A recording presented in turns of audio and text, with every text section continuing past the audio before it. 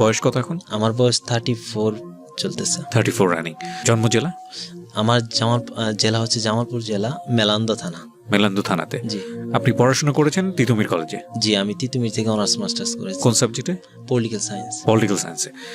ঠিক আছে, আপনি আজকে জীবন গল্প এখানে বলতে আসছেন, আমাদের অনুষ্ঠানটা শোনেন আপনি? জি, আমি নিয়মিত আগে শুনতাম, এখন একটু মাঝে মধ্যে শোনা হয়। তো আমি এখন আপনাদের কখনো কি ভেবেছেন যে এই অনুষ্ঠানে আপনার আসতে হতে পারে আপনার গল্পটা বলার জন্য? এটা আমি ভাবিনি, বাট আমার এই গল্পটা মাঝে মধ্যে যে আমরা জব করতাম, দেখা গেছে যে আমাদের আমি যেখানে জব করি বাইং হাউসে, জি, তো আমার কোনো কলিগ শুনছে, শুনে অন্য কারোর সাথে শেয়ার করছে, সেখানে আমাকে ডাকা হয়েছে অতিথি হিসেবে যে আসেন আপনার জীবনের গল্প থেকে দেখছি কেউ অনেক ইন্সপায়ার হতে পারে। হ্যাঁ, ঠিক আছে, ইনশাআল্লাহ আমরা শুনি একেবারে প্রথম থেকে যেখান থেকে বলার আছে। আমরা 2 ভাই 1 বোন।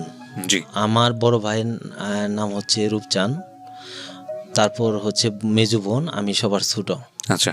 পারিবারিক আর্থিক অবস্থা ততটা ভালো না আমাদের, শুধু বাড়ির ভিটা 2 কাঠা জমি ছাড়া আমাদের কিছু নাই। আমাদের একসময় ছিল, তো আমার বাবার একটু বদনেশা ছিল, যেটা হচ্ছে জুয়া খেলতো আগে। আচ্ছা। সেই কারণে আমাদের সংসারের মধ্যে অভাব লেগেই থাকতো। এটা সব ফ্যামিলিতে যাদের গার্ডিয়ানরা এরকম হয়, এরকম থাকে। তো আমি ছোটোবেলা যখন একটু বুঝতাম, তখন থেকেই কষ্ট কী জিনিস আমি অনুভব, মানে ফ্যামিলি থেকে এটা পাচ্ছি। তো আমার বড় ভাই যখন ক্লাস 5-এ পড়ে, তখন বড় ভাইকে আসলে পড়ালেখা করানোর মতো অবস্থা ছিল না, বিধেই বড় ভাইকে অন্যের জুয়েলার্সের দোকানে কাজ শেখার জন্য দিছে। তো এটা বড় ভাই ওখান থেকেও পরে ক্লাস 7 পর্যন্ত পড়ালেখা করছে কাজ করার পাশাপাশি। তারপরে আমার যে বোন আছে, আমার বোন যখন ক্লাস 3-তে পড়ে, এটা আসলে অবিশ্বাস্য, যেটা মানে বর্তমান যুগের জন্য না, ক্লাস 93-তে। তো ক্লাস 3-তে পড়ে আমাদের পাশের গ্রামে, মানে একই গ্রামের, তো আমার যে ভগ্নিপতি, তো তাদের কাছে আমরা বিয়ে দেব না, আমরা আমাদের বংশটা ক্লাস 3-তে পড়া, আমরা বিয়ে শাদী দেব না। তো আমার বোন অনেক মোটামুটি সুন্দরী ছিল, তো আমাদের বংশগতভাবে আমাদের একটু আছে, মোটামুটি প্রভাব আছে। তো যে বিয়ে করবে তার 2টা সৎ ভাই আছে, বাড়ির পাশেই থাকে, কিন্তু আমার ভগ্নিপতি একাই। আচ্ছা। তো আমার ভগ্নিপতি আবার তখন ক্লাস 10-এ পড়ে, আমার বোন পড়ে ক্লাস 3-তে, সে পড়ে 10-এ। আচ্ছা, ক্লাস 10-এ। তো তার বাড়িতেও লজিন মাস্টার, তার তখনও লজিন টিচার আছে, তার বাড়িতে থাকে। ওই অবস্থায় তারা বিয়ে করাবে। আমি তখন ছোট, তো মানে ততটা বুঝি না আর কি। তো হঠাৎ করে তারা আইসে আমাদের বাড়িতে বিয়ের প্রস্তাব দিয়েছে এবং বিয়ে করাই নিয়ে যাবো। এটা আমাদের কেউ রাজি না, এটা কোনোভাবেই সম্ভব না। পরে আমার যে তালই ছিল, সে বলছে ঠিক আছে, সময় যখন হবো তখন নিয়ে যাবো, আপাতত বিয়েটা হোক। আমরা রাজি না। পরে আমার তালই ইচ্ছাকৃতভাবে 10 কাঠা জমি আমার বোনের নামে এবং 10 কাঠা জমি আমার ভগ্নিপতির নামে 1 বিঘা জমি লিখে দিল এবং বিয়ে সেইভাবে করাই নিয়ে গেল। কিন্তু আমার বোনকে আমরা যাইতে দিই না। আমার বোন ক্লাস 9 পর্যন্ত পড়ালেখা করছে, কিন্তু ক্লাস 7 পর্যন্ত যখন পড়ছে তখন আমরা উঠাই দিয়েছিলাম আর কি। এত আমাদের ওখানেই ছিল। তো তো আমার বাবা কাঠের ব্যবসা করতো অ্যাকচুয়ালি, গ্রামে যে কাঠের ব্যবসাগুলা করে, যে কেউ কাঠের অর্ডার দিলে যে আমার কিছু কাঠ লাগবে, কেউ কন্ট্রাক্টরের অর্ডার দিলে, এরকম মোটামুটি ব্যবসা ভালোই করতো। টাকা পয়সা হইলেই উনি সবসময় টাকা হইলেই জুয়া খেলতো। তো তখন আর সংসারের দিক বা আমার, এগুলো কি আপনি মানে দেখেছেন নিজের চোখে না শুনেছেন এই গল্প? আমি দেখেছি, অনুভব করছি। কত বছর বয়সের গল্প আপনার এটা? তখন আমি তখন ক্লাস 4-5-এ পড়ি তখন। এর মধ্যে 94-এ আমার বড় ভাই বিয়ে করলো। 94-এই। আমার বড় ভাইয়ের বয়স কিন্তু তখন বেশি না। আসলে কেন জানি এই বিয়েগুলা হয়েছে, আমি এখন অনুভব করি যে মানে এত অল্প বয়সে কেন বিয়েগুলা হয়েছে। 94-এ, তখন আমি ক্লাস 4-এ পড়ি। তো বড় ভাই অন্যের দোকানে তখনও কাজ করে, তখনও নিজে দোকান দেয়নি আর কি। তো এই অবস্থায় আমাদের সংসার চলে। তো আমার বড় ভাই তখনকার মোটামুটিভাবে সংসারের এইগুলা হাল ধরছে, যতটুকু পারে দেয়। তো আমার বাবার দিক থেকে কেমন, বাবা আমাদের জামালপুর সদরে কিছু পাথালিয়া নামে একটা এলাকা আছে, তারা সুদের ব্যবসা করে, তাদের বেশিরভাগই লোক সুদি টাকা লাগা। তো তারা প্রভাব বিস্তার করে কিভাবে, যে আমাদের থানা লেভেল থেকে ওইদিকে জামালপুরে যেতে হলে তাদের দিক দিয়ে যেতে হবে এবং তাদের একটা প্রভাব আছে, সেই কারণে তারা টাকাগুলা এদিকে মানে লাগায় আর কি, তারা আমার আব্বার কাছে টাকা পেত, তো প্রায় আইসা বাড়িতে বিভিন্ন বিশ্রী ভাষায় কথা বলে, তারপরে বলে উঠাই নিয়ে যাবে। তখন দৃশ্যগুলো ছোটোবেলা দেখতাম, আমার বাবাকে মানুষে উঠাই নিয়ে যাবে টাকার জন্য। এটা কেমন, কেন এই ঋণ করে? আমার বাবা তো সংসারে অতটা দেয় না, আমার ভাই তো দেখতেছে কেন। তো এবং ছোটো থেকে মনের মধ্যে একটা খালি পুষে যে এই লোকগুলা কেন বাবার সাথে খারাপ ব্যবহার করে বা এই করবে। তখন আপনি বুঝতেন না বিষয়টা? তখন ওইভাবে বুঝতাম না, খালি এইটুকু বুঝতাম যে টাকা পাবে, টাকা পেলে এই টাকা কি করে বাবা, এগুলো বুঝতাম না। তা আমাদের সংসারও ভালোভাবে চলে না। আর মা এমনভাবে বলে, তো তখন মনে হয় যে আর মানুষের বাবারে তো এটা বলে না, আমার বাবারে কেন এগুলা বলে, বা এগুলা একটা আস্তে আস্তে ওই লোকগুলার প্রতিও একটা খুব জেদ আসে। আমার বাবাকে উঠাই নিয়ে যাবে এইভাবে কথা বলে, মা তুইলা কথা বলে, বিভিন্ন ধরনের কথা বলে, এগুলা দেখতাম, খুব খারাপ লাগতো। তো দেখা গেছে সংসারে বাজার লাগবে, আমরা তো চাউল থেকে শুরু করে সব কিনা খাই।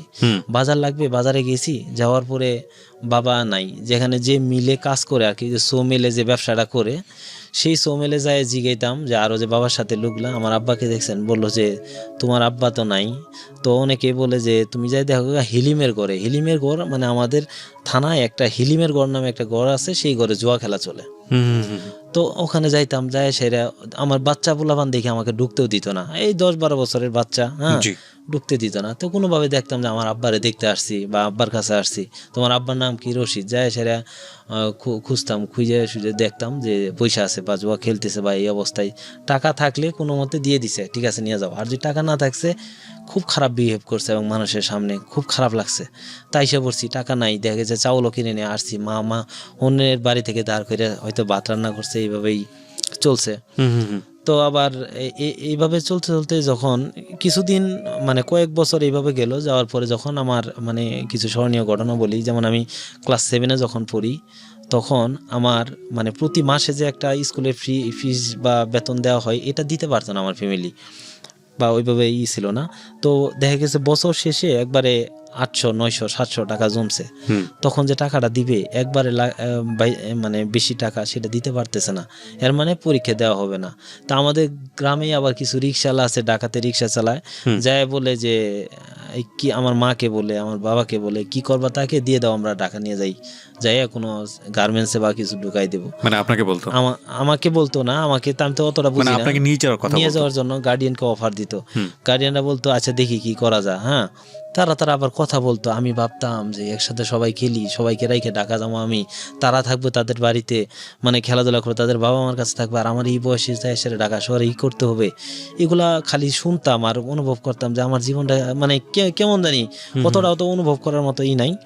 তো এইভাবে পরে যখন আমি ক্লাস 7-এ পরীক্ষাটা না দিতে পারতেছি, তখন আমার বড় ভাইয়ের একটা সাইকেল ছিল, সেই সাইকেলটা বিক্রি করে দিল বড় ভাই, দিয়ে আমার পরীক্ষার ফিস সব কিছু দিছে, আমি দিলাম। দেওয়ার পরে যখন আমি ক্লাস 9-এ পড়ি, তখন এই ধরনের অফার আরও বেশি দেয়। এরা ঢাকা থেকে যায়, তারা রিক্সা চালাই যায়, সেটা বলে তোমার ছেলেরা দাও ঢাকা শহরে গার্মেন্টসে দিন, বা একটা কিছু করলেই তো প্রতি মাসে 1500, 2000 বা 3000 পাবো, ওই সময়টার কথা আর কি। তো লোভ দেয় আর কি, এইভাবে কথা বলে। আমি তাদের বললাম যাই আমি কি করব, বলে কি যে ওখানে অনেক টাকা কামানো যায়, ওখানে যাই এটা করবা। তা আমার পড়ালেখার প্রতি আস্তে আস্তে না আমার কেমন জানি একটা আসে যে এইগুলা কথা বললে ভালো লাগে না এই স্টুডেন্ট অবস্থায়।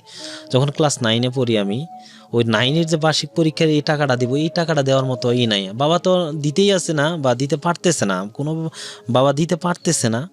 তো দেখা গেছে বড় ভাই সংসার পুরা সংসার বড় ভাই চালাইতেছে। আচ্ছা, আবার বাবা ঋণও দিচ্ছে বড় ভাই, এবং বাবা ঋণের জন্য আমার বড় ভাইকে যায় সেই ঋণদার এগুলা বলে তুই যদি টাকা তোর বাবা না দেস তোর বউকে দে, এইভাবে পর্যন্ত কথা বলছে আমার বড় ভাইকে আমার চোখের সামনে। তখন কেমন লাগছে এটা আসলে বুঝাইতে পারবো না। এই জিনিসগুলো আমার বাবা কখনোই অনুভব করে নাই। তারপরে ক্লাস 9-এ যখন না দিতে পারতেছিল মানে টাকা গার্ডিয়ানে, পরে আমার বড় ভাই বলল যে এক কাজ করি, আমাদের ঘরে তো একটা খাট আছে, খাটটা বানাইছিল বড় ভাই অনেক শখ করে, বড় ভাই সে খাটটা বিক্রি করে দিয়া খুব সম্ভবত 1100 না 1200 টাকা জমছিল, সেই টাকাটা দিছে। দেওয়ার পরে এইভাবেই চলতেছি ক্লাস 9-এ। তখন আমরা 10-এ পড়ি, 10-এ পড়া অবস্থায় আমাদের এলাকায় একটা ক্লাব আছে। আচ্ছা, তো ওই ক্লাবের জমি আগে দিছিল এক যে দাতা নাম হল মতি মোল্লা, উনি জমি দিছিল। পরবর্তীতে আমাদের প্রায় 3-4 বছর ক্লাবটা ছিল না। তা আমরা আবার ক্রিকেট খেলতাম, ফুটবল খেলতাম। তো এলাকার বড় ভাই সব মিলে আমরা 40-50 জন মিলে একটা ক্লাবের মানে সংগঠনের লোক, আমার সিনিয়র থেকে জুনিয়রদের মধ্যে সব আমরাই আর কি, আমার বেসের। তো এই ক্লাব দিবে না তারা, মানে ঘর উঠাইতে দিবে না ওই জায়গাটা, ওটা যদিও সরকারি জায়গা, তো তারা উঠাইতে দিবে না, তাদের পাশে জায়গা আছে।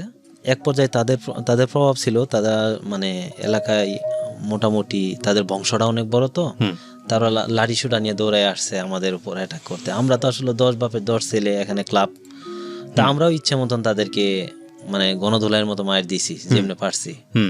তো তারা ওই অবস্থায় গেছে ইয়েতে থানা তো আমাদের ওখান থেকে 1/2 কিলো দূরে। থানায় যায়, সাথে সাথে পুলিশে পিক আপ নিয়ে আসছে, আমরা আবার কেউ দৌড় দেয়নি যে অবস্থায় ছিলাম।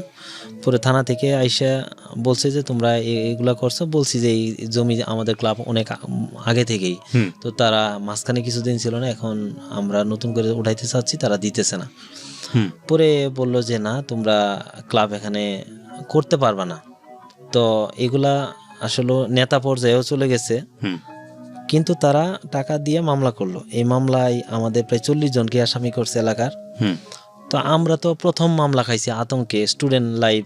ক্লাসে পড়েন তখন? ক্লাস 10-এ পড়ি। ক্লাস 10-এ পড়েন, ওকে। প্রথম মামলা, এবং এলাকায় ঘরে থাকতে পারি না। দেখা গেছে রাতে ওই বিভিন্ন জায়গায় যাব, মাও যাওয়ার সাথে বাবাও যাওয়ার সাথে, যে কি হয় সন্তানের, মানে তারা একটা আতঙ্কের মধ্যে আছে। তো এইভাবেই মামলা চললো। ফাইনালি মামলাটা রাজনৈতিক নেতা যেমন মির্জা আজমের কাছে আমরা আবেদন করছিলাম, তারা তখন মামলাটা শেষ করে দেয় আর কি। আচ্ছা। তো আমি যখন এসএসসি পরীক্ষা দিব, তখন ওই সেম অবস্থা, যে আমাদের আর্থিক অবস্থা এই না। তখন আমার ভাই তো আসলে জুয়েলার্সের কাজ করে, দেখা গেছে ভাবিকে শখ করে কানের দুল বানিয়ে দিছিল আর কি। তো পরীক্ষায় ফর্ম ফিল আপ করবো, এই টাকা পাই না, মানে সবার ফর্ম ফিল আপ করা শেষ, লাস্ট দিন, এবং দিনের 1টা বাজে, আমার টাকা নাই, কোনো প্রিপারেশন নাই। পরে ভাইয়ের কাছে গেলাম, ভাই আমি কি পরীক্ষা দেবো না? পরে ভাই বলল যে তুই এক কাজ কর, তুই বাড়ি যায় তোর ভাবির কানের দুল আছে, এটা যায় চাগা, বলবি যে ভাই দরকার দেব, দরকার বাজারে লাগবো, এখন দেবো। দিছে, বা আইসে ভাবিকে বলছি, ভাবি কানের দুলটা দিছে, দেওয়ার পর যাওয়ার পর ভাই এটারে গলাইছে আর কি। এমনি বিক্রি করলে তো অনেক খাস খুস থাকে, বিক্রি করতে পারবে না, গলায় স্বর্ণ একটু বিক্রি করে আমাকে দিল। হয়তো তখন ফর্ম লাভের জন্য 12 বা 1500 টাকা লাগছে। মানে ভাবি জানিও না যে ভাবির কানের দুল? না, ভাবি জানে, বুঝতে পেরেছে কিছু না কিছু হয়েছে। ভাই আমাকে যা কিছু দেয়, ভাবি কিছু বলতে পারে না, বা ভাবি আমার অনেক ভালো, সত্য। কারণ আমাকে ছোট এসে, মানে আমি তখন ক্লাস 4 পড়ি, তখন পাইছে, ফ্যামিলি দেখতেছে, ভাবি অনেক ভালো। তো পরে পরীক্ষা, আমি এসএসসি পরীক্ষা দিলাম। এসএসসি পরীক্ষা যেদিন আমি ফার্স্ট দিতে যাই, তার আগের দিন মা বাবাকে বারবার করে বলছে যে ঘরে কিন্তু চাল নেই, অথচ বাবার কাছে টাকা ছিল না। বাবা ভাইকেও বলে নাই, ভাইকেও আবার মা বলে দেয় নাই যে চাউল লাগবো, কারণ বাবা কি বলছে, তো ঘরে আর পরের দিন সকালবেলা যে আমি যাব, নাই রান্না করার মতো। তো মা সকালবেলা ভাবতেছে কি করব, কারণ পাশের বাড়ি থেকে চাউল নিয়ে রান্না করছে আগের দিন, যে সকালে দেওয়ার কথা, পাশের বাড়ি চাউলই দেওয়ার কথা, কিন্তু সে পাশের বাড়ি আর চাইতে পারতেছে না, বা এরকম অবস্থা। পরে মা কি করবো, সকালে কাঁদতেছে। তা আমি বললাম, মা সকালবেলা যদি কান্না করো তাহলে আমার পরীক্ষা ভালো হবে না। তো বললো যে তাহলে মা তো মাই, তাই না? তা আমি বললাম যে আমি যা আছে তাই দিয়ে পরীক্ষা দিতে যাবো। তা খেয়ে পরে পান্তা ভাত খেয়ে আমি গেছি। তো পরীক্ষা দিলাম, দেওয়ার পরে আমি সায়েন্সের স্টুডেন্ট ছিলাম, একদম মানে ভালো ছিলাম তাও না, খারাপও ছিলাম না, মাঝামাঝি স্টুডেন্ট ছিলাম। তারপরে পরীক্ষা দিতে যাই, পরীক্ষা দিই, এভাবে আমি এসএসসি পরীক্ষা দিলাম। এসএসসি পরীক্ষা দেওয়ার পরেই আমি প্রায় দেখলাম যে আসলে সংসারের অভাব, তো এরকম কি হয়। তা আমি স্টুডেন্ট পড়াই, প্রাইভেট পড়াই, প্রায় 22 জন স্টুডেন্ট প্রাইভেট পড়াই। আচ্ছা। তো আমার একটা 9-10 ব্যাচ ছিল, সেই ব্যাচটাই শুধু আমার ওখানে আইসা পড়ে। এর মধ্যে কি হয়েছে যে আমাদের যে আর্থিক অবস্থা, এর কারণে আমাদের ঘরটা বিক্রি করে দিছে। তা আমাদের যে ঘর বিক্রি করছে, আমার ভাই আর ভাবি একটা ঘরে থাকে, সেই ঘরটা ছোট একটা ঘর তারা থাকে। এখন নিজেদের ভিটা মাটি ওটাও বিক্রি করে দিয়েছে? না, ভিটাটা বিক্রি করে, শুধু ঘর বিক্রি করছে। ভিটাই তো 2 কাঠা। তো এখন বাবা মা কেমনে থাকে, এই একটা ছাপড়া তুলে আর কি, মানে একচালা টিন দিয়ে কোনো মতে দিয়ে থাকে। এখন আমার থাকার জায়গা নাই, তো তারা ওইভাবেই তো আসলে বাবা মার সাথে থাকা যায় না। তো আমার রাস্তার মাঝখানে, রাস্তার দক্ষিণ পাশে হইলো আমার ঘর, আর উত্তর পাশে হইলো আমাদের ক্লাবের যে সভাপতি ছিল আমিনুর মামা, তাদের ঘর। তো উনি আনন্দমোহনে পড়ালেখা করতো, তো উনি বাড়িতে থাকতো না তেমন, ওনার ঘরটা খালি। মানে আপনার বাড়িতে আপনার থাকার জায়গা নেই, মোট কথা হচ্ছে এটা। থাকার জায়গা নেই, তারা বলে যে থাকতে, দেখা গেছে কিভাবে, ওইটা তো থাকার আসলে পরিবেশ না। তো ওই ঘরটা ফাঁকা, তার বাবা মা বলে ওই যে আমিনুর রহমান বাবা থাকে, হ্যাঁ সমস্যা নাই, তা আমি ওই ঘরেই থাকি। এসএসসি পরীক্ষার পরে, এসএসসি পরীক্ষার পরে এবং এসএসসি পরীক্ষার আগে থেকেই আমি থাকি, এটা এসএসসি পরীক্ষার আগে থেকে।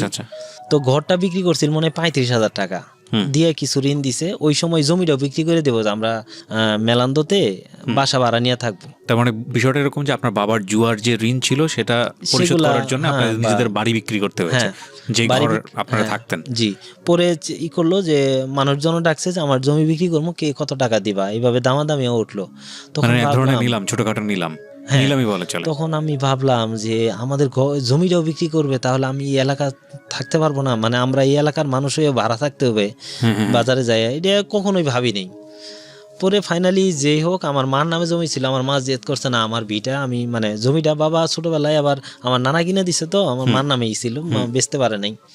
তো ওই ছাপড়া ঘরে মা থাকে, আব্বা থাকে, আর সামনে ছোট্ট একটা ঘর, এখানে ভাই ভাবি থাকে, ভাতিজা। আচ্ছা। তো আমি ওখানেই থাকি এসএসসি পরীক্ষা দিলাম ওই তাদের ঘরেই। তো আমি যে একটা ব্যাচ 9-10 একটা ব্যাচ পড়াইতাম, সেটা আমার ওই তাদের ঘরেই, মানে ওই যে ক্লাবের সভাপতি যে মামা, তার ঘরেই আমি 9-10 ব্যাচটা পড়াই, আর সবাইকে যে বাড়িতে বাড়িতে পড়াই আসি। আচ্ছা। তো এর মধ্যেই আমার একটা ফ্রেন্ড আছে, আমার বাড়ির মানে আমাদের এলাকায়, একই এলাকা, কাছাকাছি। তো তারা 3 ভাই 2 বোন। তো আমার ওই ফ্রেন্ডরা আমাকে বললো একদিন যে তার বোনের নাম হচ্ছে মমতা। তো বললো যে তুমি একটু মমতাকে পড়ো। তখন মমতা ক্লাস 10-এ পড়ে, আমি এসএসসি দিছি। তো আমি অঙ্কে ভালো ছিলাম, তো আমি অঙ্কেরই এই ব্যাচটা পরে, আমি 9-10-এর ব্যাচটা অঙ্কই পড়াই শুধু। আচ্ছা। তো আমি বললাম যে আমি আসলে তোমাদের বাড়িতে যাই পড়াইতে পারবো না, তুমি যদি চাও তাহলে তোমার বোনকে আমি যে ব্যাচটা পড়াই এখানে পাঠাইও। কারণ আমি আবার যাইতে চাইনি বা না পড়ানোরও ইচ্ছা ছিল, কারণ আমার না ভালো লাগতো না। কেমন সে মেয়ে অনেক সুন্দর, কিন্তু একটু মানে আসে না যে চঞ্চল হইলে, এটা সবার দৃষ্টিতে সবকিছু ভালো লাগে না, আমার দৃষ্টিতে ভালো লাগে না, এত চঞ্চল থাকবে কেন, এই জিনিসটা আমার কাছে অত ভালো লাগে নাই। এবং তাদের বাড়িতে গেলেও সেও আমাকে ওইভাবে দেখতে পারতো না, হ্যাঁ, আমাকে বিভিন্নভাবে বলতো, হ্যাঁ, যে কেমন লাগে কেমন লাগে, কারণ আমার একটাই প্যান্ট একটা শার্ট ছিল, সাদা প্যান্ট সাদা শার্ট, যেটা আমার মনে হয় যে 6-এ বানানো হয়েছিল, 6-এ আমাদের ড্রেস ছিল স্কুলে, আমি আমিরুদ্দিনের স্টুডেন্ট ছিলাম, এটা মনে হয় ক্লাস 10 পর্যন্ত এইভাবে এই ড্রেসই পরা হয়েছে আমার জানা মতে, কারণ এর মাঝখানে কোনো ড্রেস আমার হয়তো বানায় দেয় না, আমার কাছে এরকম মনে হয়। ওই ড্রেসটা যে পরতাম, সাদা প্যান্ট সাদা শার্ট, এটা পরিষ্কার করে দিত মা ঠিকই, কিন্তু আয়রন করবো সে আয়রন হইতো না। আমার পিছনের শার্ট মানে কুচকায় কুচকায় একদম উপরে উঠে পড়তো, প্যান্টগুলাও সেম অবস্থা, এটা নিয়ে সে প্রায় ঠাট্টা মস্করা করতো। কিন্তু আমি ব্যাপারটারে আরো মানে খারাপের দিকে নিয়ে দেখতাম, যে সে আমাকে নেগলেক্ট করে বা এরকম। এই সব পড়াইতেন, তাকে ভাল লাগতো না। ওনাকে কি পড়াতেন? হ্যাঁ, তাকে পড়াইলাম, ওই যে ওদের সাথে পড়াই। তো এইভাবেই পড়াইতে পড়াইতে একদিন হঠাৎ করে আমি পাশে, আমাদের বাড়ির পাশে একটা ভাবি, তার মেয়ের নাম রুমাকে আমি পড়াই তাদের বাড়িতে যাই। তো সকাল 10টার দিকে আইসা দেখে যে আমি 9-10-এর যে ব্যাচটা পড়াইতেছি, তার মধ্যে একটা মেয়ে অনেক সুন্দর। আপনার ভাবি দেখেছে এটা আমার আপন ভাবি না আর কি, ভাবি আইসা দেখলো যে মেয়েটা অনেক সুন্দর। তা আমাকে বললো যে মেয়েটা কে, আমি বললাম ও হচ্ছে আমার ফ্রেন্ডের বোন, আর তাকে তো চিনে, ওই তুরাব চেয়ারম্যান নামে সবাই চিনে, চেয়ারম্যানের ভাস্তি আর কি, তার বাবার নামও খোকা, সবাই চিনে। তো পরে বললো যে তোমার নাম কি, বললো যে মমতা। পরে বললো মমতা পড়া কি শেষ তোমাদের? আমি বলছি আর 8-10 মিনিট আছে। কই যে আজকে আর পড়াইতে হবে না, আজকে ছুটি দাও। আমার বলতেছে মাস্টার তুমি ছুটি দাও আজকে। তাকে বলতেছে মমতা তুমি চলো আমাদের বাড়িতে যাই, গরমের দিন তো কাঁচা আম আছে পাড়া, তোমাকে ভর্তা করে খাওয়াবো। তো ও কোনো কিছু দ্বিধা না করেই বললো ঠিক আছে চলেন যাই। কাঁচা আমের প্রতি এমনি মেয়েদের একটা তা আমাকে বললো যে চলো তুমিও চলো। আমি বললাম যে না ভাবি আমি যাব না, কারণ ও যাবে, এটাই হলো আমার মেন কথা, ও যাবে আমি যাব না। তো এরপরে সে জোর করে নিয়ে গেল, যাওয়ার পর আম ভর্তা বানায় দিল, সে আবার আগায় দিয়ে গেছে। তো সে তার বাড়ি গেছে, আমি আমার বাড়ি গেছি। তো তারপরের দিন সে ইচ্ছে করেই ওই ভাবির ওখানে গেছে, আবার প্রাইভেট পইরা সাইরা গেছে, যায় সাইরা তার সাথে কি আলাপ করছে আমি জানি না। এখন সন্ধ্যায় গেছি আমি পড়াইতে, ভাবি বলে যে তোর ছাত্রী তো তোকে ভালোবাসে। আমি বললাম কি বলেন, আমি তাকে মানে মোটেও পছন্দ করি না। কই এত সুন্দর মেয়ে তুই পছন্দ? আমার না সুন্দর ঠিক আছে, কিন্তু তার আচার ব্যবহার আমার ভালো না, আমি লাইক করি না। কয় না সে তোর অনেক ভালোবাসে।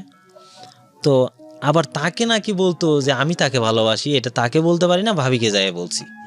মানে এই ভাবিয়েই মানে মাঝখান থেকে আমাদের ইটা করতেছে আর কি। আচ্ছা আচ্ছা, মানে দুপক্ষকে গিয়েই এই কথা, মিথ্যা কথা বলেছে। কিন্তু আমি মনে মনে ভাবি ও আমাকে ভালোবাসে, আবার ও মনে মনে ভাবে যে আমি ভালো, ও আমিও তাকে ভালোবাসি, আমি বলতে পারি না। এই অবস্থায় সে তখন দেখি যেন একটু আরো বেশি সাজুগুজু করে আসে, বা তার মানে অ্যাটিটিউড গুলা আপনার অ্যাটেনশন পাওয়ার জন্য। হ্যাঁ, তা আমারও হঠাৎ করে পড়াইতে পড়াইতে একটু যা যে সে আমাকে বলতে পারে না ভালোবাসে, খারাপ হইলেও কিন্তু ভালোবাসার শব্দটা তখন শুনতে খুব ভালোই লাগে। আচ্ছা, আমি তাকে বলছি যে তোমার সাথে আমার কিছু কথা আছে, কারণ আমি তাকে বলতে চাই যে তুমি আমার ফ্রেন্ডের বোন, আমি তাকে বুঝাইয়ে বলবো যে তুমি যেটা তাকে বলছো সেই কথাটা আর বইলো না, কারণ তোমার আর আমার মাঝে এটা সম্ভব না। আমি এটাই বুঝাইতে বলতে চাচ্ছি। সে বলে কি না আজকাই বলতে হবে। আমি বললাম কি ব্যাপার, তোমাকে আমি কথা বলতে চাইছি, সেটা মানে তার আগ্রহ হচ্ছে আমি তাকে পজিটিভলি কিছু বলবো, কিন্তু আমি তো এটা আমি বলছি না আজকা বলবো না, কালকা বলবো। তো পরের দিন এই অবস্থায় এইভাবেই 2-3 দিন গেল, যাওয়ার পর একদিন সারে না যে আমি হ্যাঁ আজকা তোমাকে কি সেও আমাকে তুমি করে বলে, কারণ এক ব্যাচ সিনিয়র তো অতটাই না, আজকা বলতেই হবে। আমি বললাম ঠিক আছে আমি বলবো না, তো তুমি খাতাটা দাও, আমি খাতায় লিখে দেবো। সে খাতাটা দিছে, আমি এমন ভাব দেখাই দিয়েছি আমি অনেক কিছু লিখতেছি, তো আমি কলম ঘুরাইতেছি আর ভাবতেছি কি লিখবো আমি। হ্যাঁ, আমারও আস্তে আস্তে মনের মধ্যে একটু লেগে গেছে। তো আমি বলছি ঠিক আছে, শর্ত আছে, আমি যা লিখছি তুমি বাড়িতে যাই দেখবা। আচ্ছা ঠিক আছে। ও বাড়ি গেছে, যাই সমস্ত খাতা উল্টাই পাল্টাই দেখছে, কোথাও কিছু লেখা নাই, তার আকর্ষণটা আরো বাইরে গেছে। হ্যাঁ, তো তারপরের দিন আসছে, আইসে সাইরে কথা বলে না, খুব রাগ, খুব আমি বললাম আজকাল সত্যি আমি লিখবো, এবং তার মাঝে বিশাল কিছু কাজ করতেছে, যে একটা প্রেমে পড়লে একটা মেয়ের যা হয় আর কি। তা আমি বললাম আজকাল সত্যি সত্যি লিখবো। তো আমি পরের দিনও কিছু লিখিনি, এবং খাতা অনেকভাবে দাগাইছি, এইভাবে করছি, কিন্তু একদম সাদা পাতা, উপর দিয়ে শুধু এমনি হ্যান্ড রাইটিং করছি, মনে হয় যে অনেক কিছু লিখছি। তো সে ওই দিনও চলে যাওয়ার পরে দেখছে কিছু না, তারপরে 2 দিন সে আসে না। তখন যে সে না আসতেছে, তখন আমার খারাপ লাগা ধরছে, কি ব্যাপার সে আসতেছে না। তো খারাপ লাগা ধরছে, সে তার ভাইকে বলছে যে আমি যাই পড়তে পারবো না, তুমি বলবো, ও আইসা আমার বাড়িতে পড়াবে। প্রথম কিন্তু আমি যাইতে চাইনি, তার ভাই আমাকে বলতেছে, তার ভাই সবাই ঢাকা থাকে, তো তার ভাই বলতেছে তোমার কাছে রিকোয়েস্ট, তুমি একটু আমার বাড়িতে যাই পড়াবা। তা আমিও ভাবতেছিলাম ঠিক আছে এখন যাওয়া যায়, কারণ আমারও খারাপ লাগতেছে। তা আমি বাড়িতে যাই পড়াই। তো ও সব সময় আমি যত কিছুই অঙ্ক বুঝাই, অঙ্ক কিন্তু একটা খুব মানে একটা মনোযোগ না দিলে তার মনোযোগ নাই, চায়ে থাকতে থাকতে এই অবস্থা। তা আমি আমার মতো কইরা, যদিও আমি বুঝতেছি সে কি করতে চাচ্ছে, কিন্তু আলটিমেটলি তার মনোযোগটা আমার দিকে নাই। তো এক পর্যায়ে মানে এইভাবে কিছুদিন যাইতে যাইতে নিজে থেকে বলতেছে না যে সে আমাকে ভালোবাসে, আমার মুখ থেকেই বলতেছে। পরে আমাকে বললো যে যদি তুমি আমাকে না লিখে দাও কি বলতে চাও, তাহলে তোমার আর আসার দরকার নেই, আমি তোমার কাছে আর পড়বো না। পরে আমি বললাম যে আমি কি বলতে চাই তুমি ভালো করেই জানো। কয় না আমি কিছু জানি না, আমি তোমার মুখ থেকে শুনতে চাই। পরে আমি তাকে বললাম আজকাল লিখে দিয়ে যাচ্ছি, হ্যাঁ তোমার দেখতে হবে না খাতাটা, কিন্তু খাতার মধ্যে আমি লিখে দিয়ে যাব। তা আমি তাকে লিখে দিয়ে আসলাম আমি তোমাকে ভালোবাসি। সেই খাতাটা লেখা দেখে সে ওই একটা পেজ লিখে দেখার পরে টোটাল খাতায় যত পাতা ছিল প্রত্যেকটা পাতাতেও সে বলছে, সে লিখছে ওই জায়গায় আমি তোমাকে অনেক বেশি ভালোবাসি। হ্যাঁ, এই ভালোবাসি পুরা পাতা বইরে ফেলছে। তো পরের দিন অঙ্ক করব আমি, যাওয়ার পরে তা বলছি খাতা দাও, খাতা দিছে, ওর লেখা দেখতেছি আমি তোমাকে ভালোবাসি। পেজ যেটাই উল্টাই সেটাতেই তাই ভালোবাসি, মানে কোনো পেজ আর কোনো মানে আমি অঙ্ক করার মতো আর খাতা নাই। আমি বললাম এটা কি করতেছো তুমি, এটা কি বলতেছো? তো আমি বুঝে ফেলাইছি এই অবস্থা। তার সাথে আমার মানে মোটামুটি ভালোভাবেই সম্পর্ক চলতেছে। তো এর মধ্যে একটা কথা বলি, আমি যদিও সম্পর্ক করতেছি, কিন্তু আমি একটা ভাবতাম যে আমার ফ্রেন্ড সার্কেল যারা আছে 3টা 4টা 5টা করে সম্পর্ক করছে, তা আমি কখনো কারোর সাথে সম্পর্ক করিনি। তো আমি ভাবলাম হয়তো সম্পর্ক ওদেরাও করতেছে আমিও করি, কিন্তু সম্পর্কটা যে এমন পর্যায়ে যাবে, আমার যে মনের মধ্যে এতটা লাগে যাবে সেটাও আমি ভাবিনি। সে কিভাবে ব্যাপারটা নিছে সেটা কথার প্রসঙ্গে আসবে। তো এইভাবে চলতেছে। তা একদিন আমি কথার প্রেক্ষিতেই তাকে বলছি যে মানে সম্পর্কটা আমাদের মোটামুটি একটু গভীরে গেছে। আমি বলছি যে তুমি আমাকে একটা কিস দিবা। এই কথা 3 দিন গেছে, 3 দিনের মধ্যে দেয় না। একদিন হঠাৎ করে বললো আমি তোমাকে দিব, ঠিক আছে, কিন্তু এটা বুকে দিব। তো সেদিন লিপস্টিক দিয়া সবকিছু দিয়ে মানে বসে আছে, মানে পড়া শেষ, তারপরে সে আমার বুকের মধ্যে একটা কিস দিছে। ঠিক তো এটা নিয়ে আমি এত খুশি যে আমি 3 দিন হয় আমি গোসল করি না। 3 দিন হয় আমি গোসল করি না, গোসল করলে এটা উঠে যাবে। ওকে, তো সে বলতেছে তোমাকে মলিন লাগে কেন, তুমি এতটা পরিষ্কার তুমি। আমি বলছি যে কারণ আছে কি, ওই যে তুমি আমাকে কিস দিছিলে না, সেটা আছে। দেখাই যে সেটা আছে। পরে বললো যে সেটা কি হয়েছে, আমি বললাম এটা যদি তুমি এটা আমি গোসল দেই তাহলে উঠে যাবে, সেই কারণে আমি গোসল দেই না। পরে বললো আরে প্রত্যেক দিন একটা দেবো, তুমি গোসল দাও। হ্যাঁ, তো এইভাবেই আর কি আমাদের সম্পর্ক চলতেছে। তো পরে সম্পর্ক চলতেছে। তো ও যেমন সকালে ওরা আমি পড়াইতাম সন্ধ্যায়, সাধারণত তখন সকালে পড়ানো বাদ দিয়ে আমি সন্ধ্যায় পড়াই। তো ও যখন সকালবেলা স্কুলে যাইতো, যাওয়ার পরে আমি সব টিউশনি এগুলো শেষ করে আমি তার জন্য ওয়েট করতাম, তাদের বাড়িতে যাইতাম, কারণ তার বাবা মা জানে ওর পড়াইতেছে বা ওর ভাইয়ের বন্ধু এই হিসেবে কোনো মাইন্ড করতো না। তা আমি এক সময় দেখে গেছে থাকতে তাদের মানে যেটা বাইরের বাড়ি যেটা বলে আর কি, মানে যেটা ঘরের সামনে, ওখানে একটা টং ছিল, দেখা গেছে বসে থাকতে তখন ঘুমাই গেছি। ও স্কুল থেকে আসছে, স্যার আমাকে ডাকছে, ডেকে বলছে তুমি বাসায় যাও, তুমি এখনো, মানে তার জন্য তাকে আসবো, তাকে আমি দেখবো, তারপরে এই। তো এইভাবেই চলতেছে কিছুদিন। মানে তার একটা আবদার ছিল কি, আমি খেলা পাগল ছিলাম, আমি 99 এবং 2000 ইন্টার স্কুলে ফুটবল খেলছি, তো আমাদের থানা লেভেলে মেলান্দ অমিরুদ্দিন থেকে। আর ক্রিকেট, তখন ক্রিকেটের প্রতি বেশি ভক্ত। সে কি করতো, বিকেলে খেলতে যাইতে দিত না। তার কথা হইলো কি, তাদের বাড়ি থেকে যে আমাদের একটা ছোট বাজার আছে আমতলা মোড়, সেটা তাদের বাড়ি থেকে পুরোটা দেখা যায়, এবং তাদের ওখানে প্রায় 20-22টা দোকান আছে যেটা ভাড়া দেওয়া আর কি। জি। তো ওই জায়গায় তার নির্দিষ্ট কথা, তার কথা হচ্ছে তুমি ওই মার্কেটের সামনে থাকবা, আমি তোমাকে এখান থেকে দেখবো, তার হলো রিকোয়ারমেন্ট। আমি এদিক থেকে কোথাও খেলতেও যাইতে পারি না, এদিক দিয়ে বন্ধুরা কাউকে আমি বলতে পারি না তার সাথে আমার সম্পর্ক। এখন সবাই বলে যে তুই ভালো খেলাস, তুই আর যাবি না কেন আমাদের সাথে, আমার না কাজ আছে। এভাবে কয়দিন থাকা যায়, যেদিন আমি না থাকি সেদিনই সে তার মন খারাপ, মানে রাগ করে থাকে। এগুলা জিনিস আস্তে আস্তে আমার দিকে একটু খারাপ লাগে। কি ব্যাপার, এত সম্পর্ক আছে ঠিক আছে, এত অ্যাক্সেস তো ভালো না। হ্যাঁ, তো এর মধ্যেই কি হয়েছে, আমরা একই সাথে মানে ক্রিকেট খেলতাম। যে আমার ক্লোজ ফ্রেন্ড ছিল, নাম হচ্ছে সেলিম। আচ্ছা, তো এই সেলিম একটা মেয়েকে ভালোবাসতো, মমতার বান্ধবী ছিল। তো বান্ধবী তারা অনেক সম্পদশালী লোক, তো তার নাম হচ্ছে ময়না। তাকে নিয়ে সে পালাইছে, কোথায় গেছে, তাদের সাথে সম্পর্ক ছিল আমরা কিছুই জানি না। তো তার বিনিময়ে প্রথম নারী নির্যাতন মামলা খাই আমি, আমাকে এবং রাজ্জাক, আমার আরেকটা বেস্ট ফ্রেন্ড রাজ্জাক এবং এই সেলিম, এই তিনজন আপনাদেরকে সন্দেহ করে নারী নির্যাতন মামলা দেয়। কিন্তু ও কোথায় নিয়ে গেছে গা ওই মেয়েকে আমরা জানি না, কিছুই জানি না। তো ও নিয়ে গেছে ঠিকই, মেয়েকে নিয়ে গেছে গা। তো তার বাবা ছিল বিডিআর চাকরি করতো তখনকার, তার বাবার নামও দিছে আর কি। তো তার বাবা তখন পোস্টিং ছিল চুয়াডাঙ্গায়। তো সে নিয়ে খুব সম্ভবত চুয়াডাঙ্গায় চলে গেছে, কিন্তু তারা মামলা দিছে আমাদের নামে, প্রথম নারী নির্যাতন মামলা, এবং তখনকার খুব করা নারী নির্যাতন মামলা নিয়ে। তো এদিক থেকে সাংসারিক অবস্থা ভালো না, আবার একটা মামলা, এবং এমন ব্যক্তিরা মামলা করছে যেটা খুব মানে বিত্তশালী, তাদের টাকা পয়সার অভাব নাই। তা আমরা দেখা গেছে দিনটা কোনো মতে পার করে দেখা গেছে রাতের বেলা এই রাস্তায় বন ক্ষেত খোলা আছে না, এর মধ্যে আমি আর আমার ওই ফ্রেন্ড রাজ্জাক দুইজনে মিলে রাত কাটাই।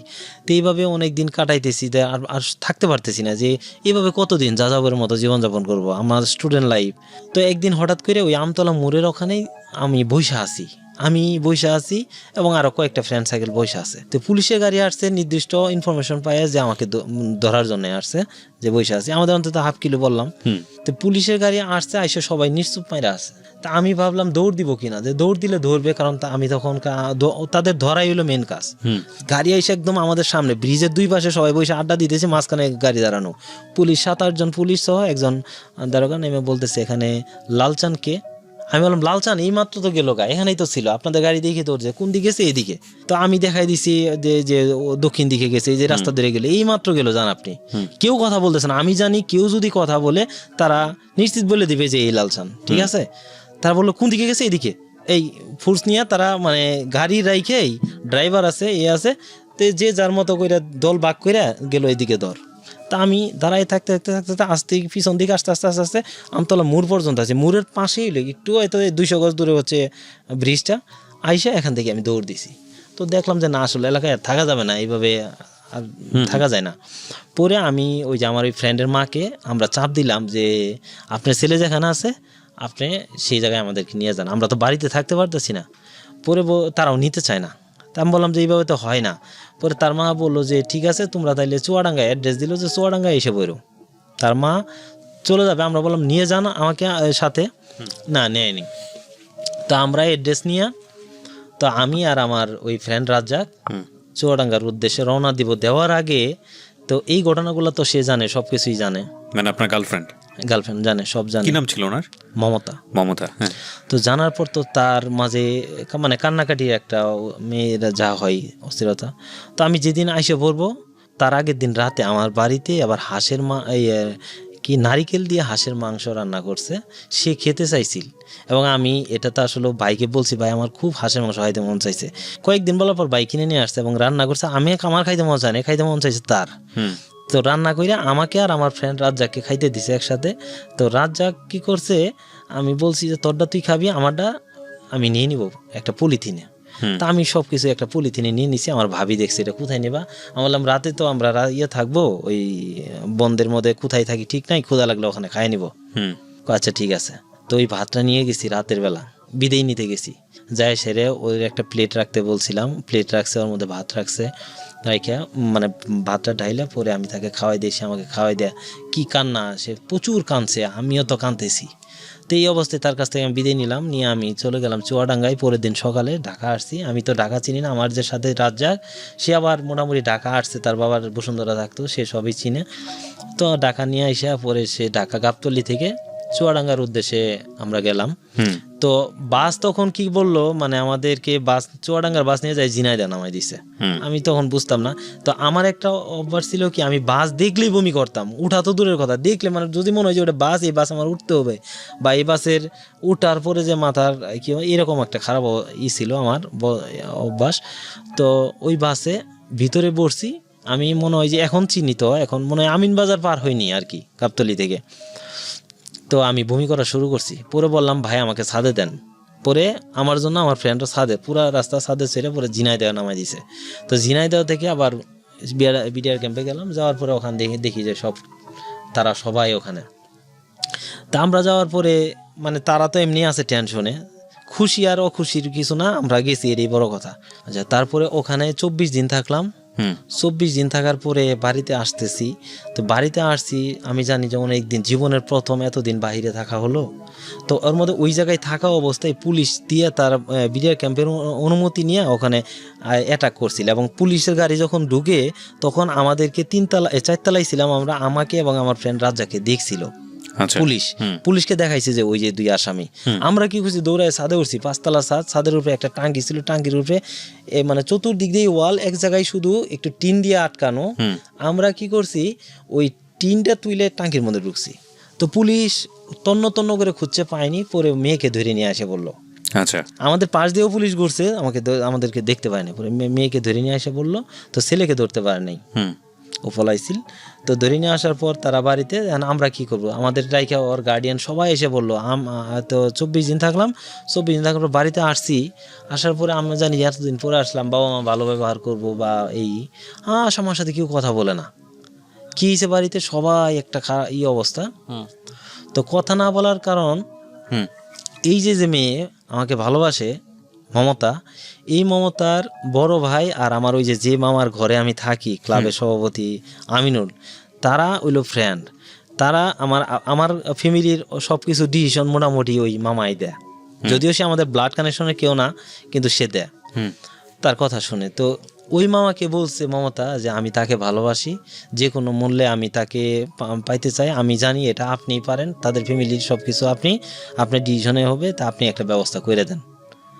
তো বলছে যে তুই ছোট বোন কি বলবো, তুই এই কথাগুলো বলতেছস, ওই ছেলেটার কি অবস্থা তুই জানো, ছেলেটার তো বাড়ির তেমন অবস্থা নাই, আর ও তো কি অবস্থায় একটা স্টুডেন্ট, তুই বিয়ে করতে চাস, কি বলস, পাগল নাকি? ইতিমধ্যে 2টা মামলা নিয়ে দৌড়াচ্ছে। হ্যাঁ, তারপরে সে এটা বলছে, বইলে এই মামা এসে বাড়িতে সব বলছে। বলার পরে আমার ভাই তো এত কষ্ট করে পড়ালেখা করাইতেছি, আর তুই এই তার সাথে সম্পর্ক করছস, তা নাহলে এই মেয়ে আসতে চাই, মানে মেয়ে কিভাবে ধরছে তাকে। তখন আমাকে আর পড়ালেখা করাবে না। আমি বললাম আল্লাহ, এই অবস্থায় যদি পড়ালেখা বন্ধ হয়ে যায় কি করব। করাবে না। আমি মামাকে যাই অনেক রিকোয়েস্ট করলাম, মামা একটা ব্যবস্থা করে দাও, তা নাহলে তো আমার পড়ালেখা বন্ধ হয়ে যাবে। মামা হয়তো বুদ্ধি দিছে কি করা যায়, পরে আমাকে পার্শ্ববর্তী থানায় রাখলো ওর জন্য, এই মমতার জন্য আমাকে পার্শ্ববর্তী থানায় একটা মেসে রাখছে, যেখানে আমি পড়ি তখন সরকারি কলেজ, মেলান্দ সরকারি কলেজে, আমাকে রাখছে ইসলামপুরে। আমি ওখানে 3 মাস থাকলাম। থাকা অবস্থায় এর মধ্যে আমার আপন ভাতিজা একটা, তো তখন 3.5 বছর বয়স, নাম সুজন, সে পানিতে পড়ে মারা গেছে। আমি বাড়িতে আসছিলাম, আইসে মাঠে খেলতেছি, শুনি যে নাই, সে খুঁজে দেখি যে পানিতে পড়ছে, পরে মারা গেছে। তো এগুলো মাটি দেওয়ার পরে কান্নাকাটি সবাই মিলে করছে। তো যখন কান্নাকাটি করতেছি তখন সে আসছে, ওই সুবাদে আসছে, এমনি তো আসতে পারে না, সবাই জানে।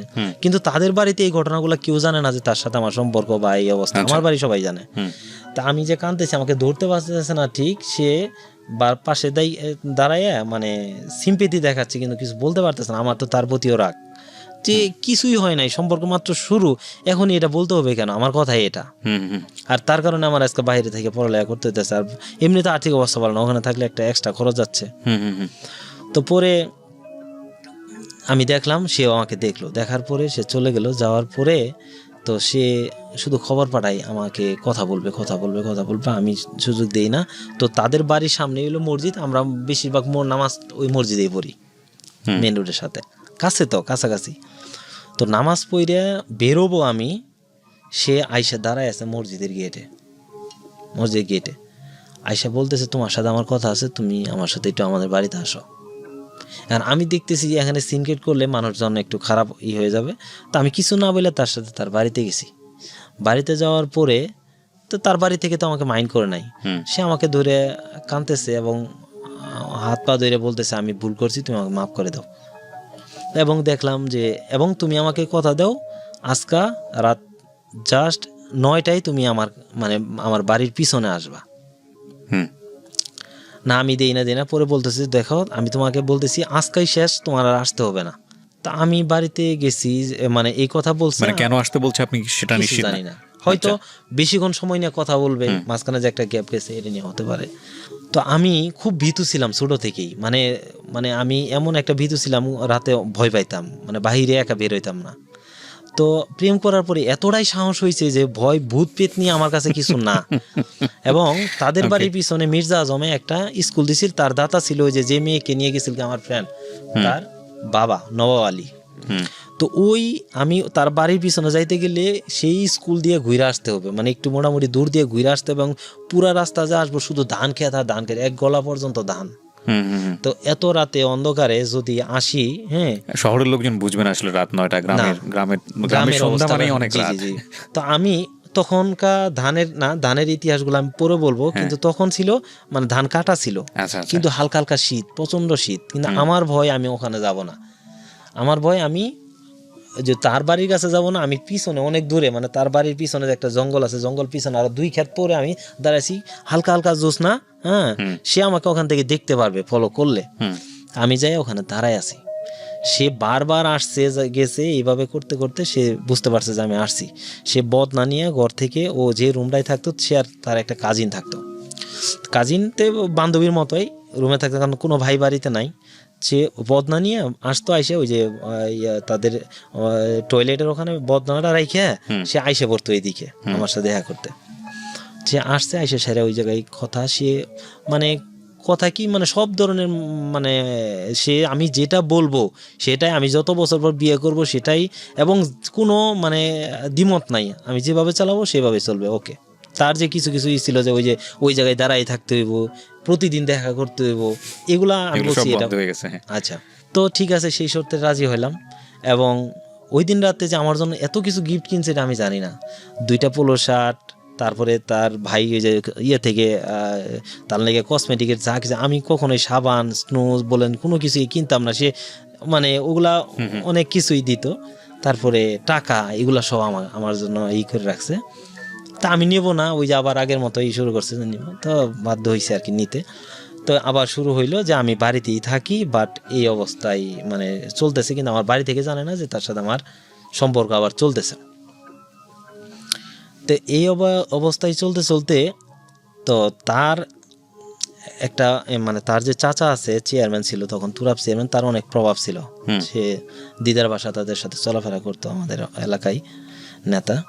তো তার ওয়াইফ একদিন তার যে রাখাল আছে, রাখাল যাইতেছিল আমাদের ওই যে ছোট্ট একটা বাজার আমতলা মোড় থেকে বাড়িতে, আমার বাবা একটা ব্রিজে বসা, সে চোখের মধ্যে লাইট মারছে আমার বাবা বলছে তুমি চোখে লাইট মার লাগে, তো তুমি চোখে লাইট মারার কিছু নেই, তুমি এমনি দেখো। এক কথা তর্ক হয়েছে। চেয়ারম্যানের বউ খুব মানে বাজে একটা মহিলা ছিল, এখন সবাই অনুভব মানে সবাই জানে এলাকার।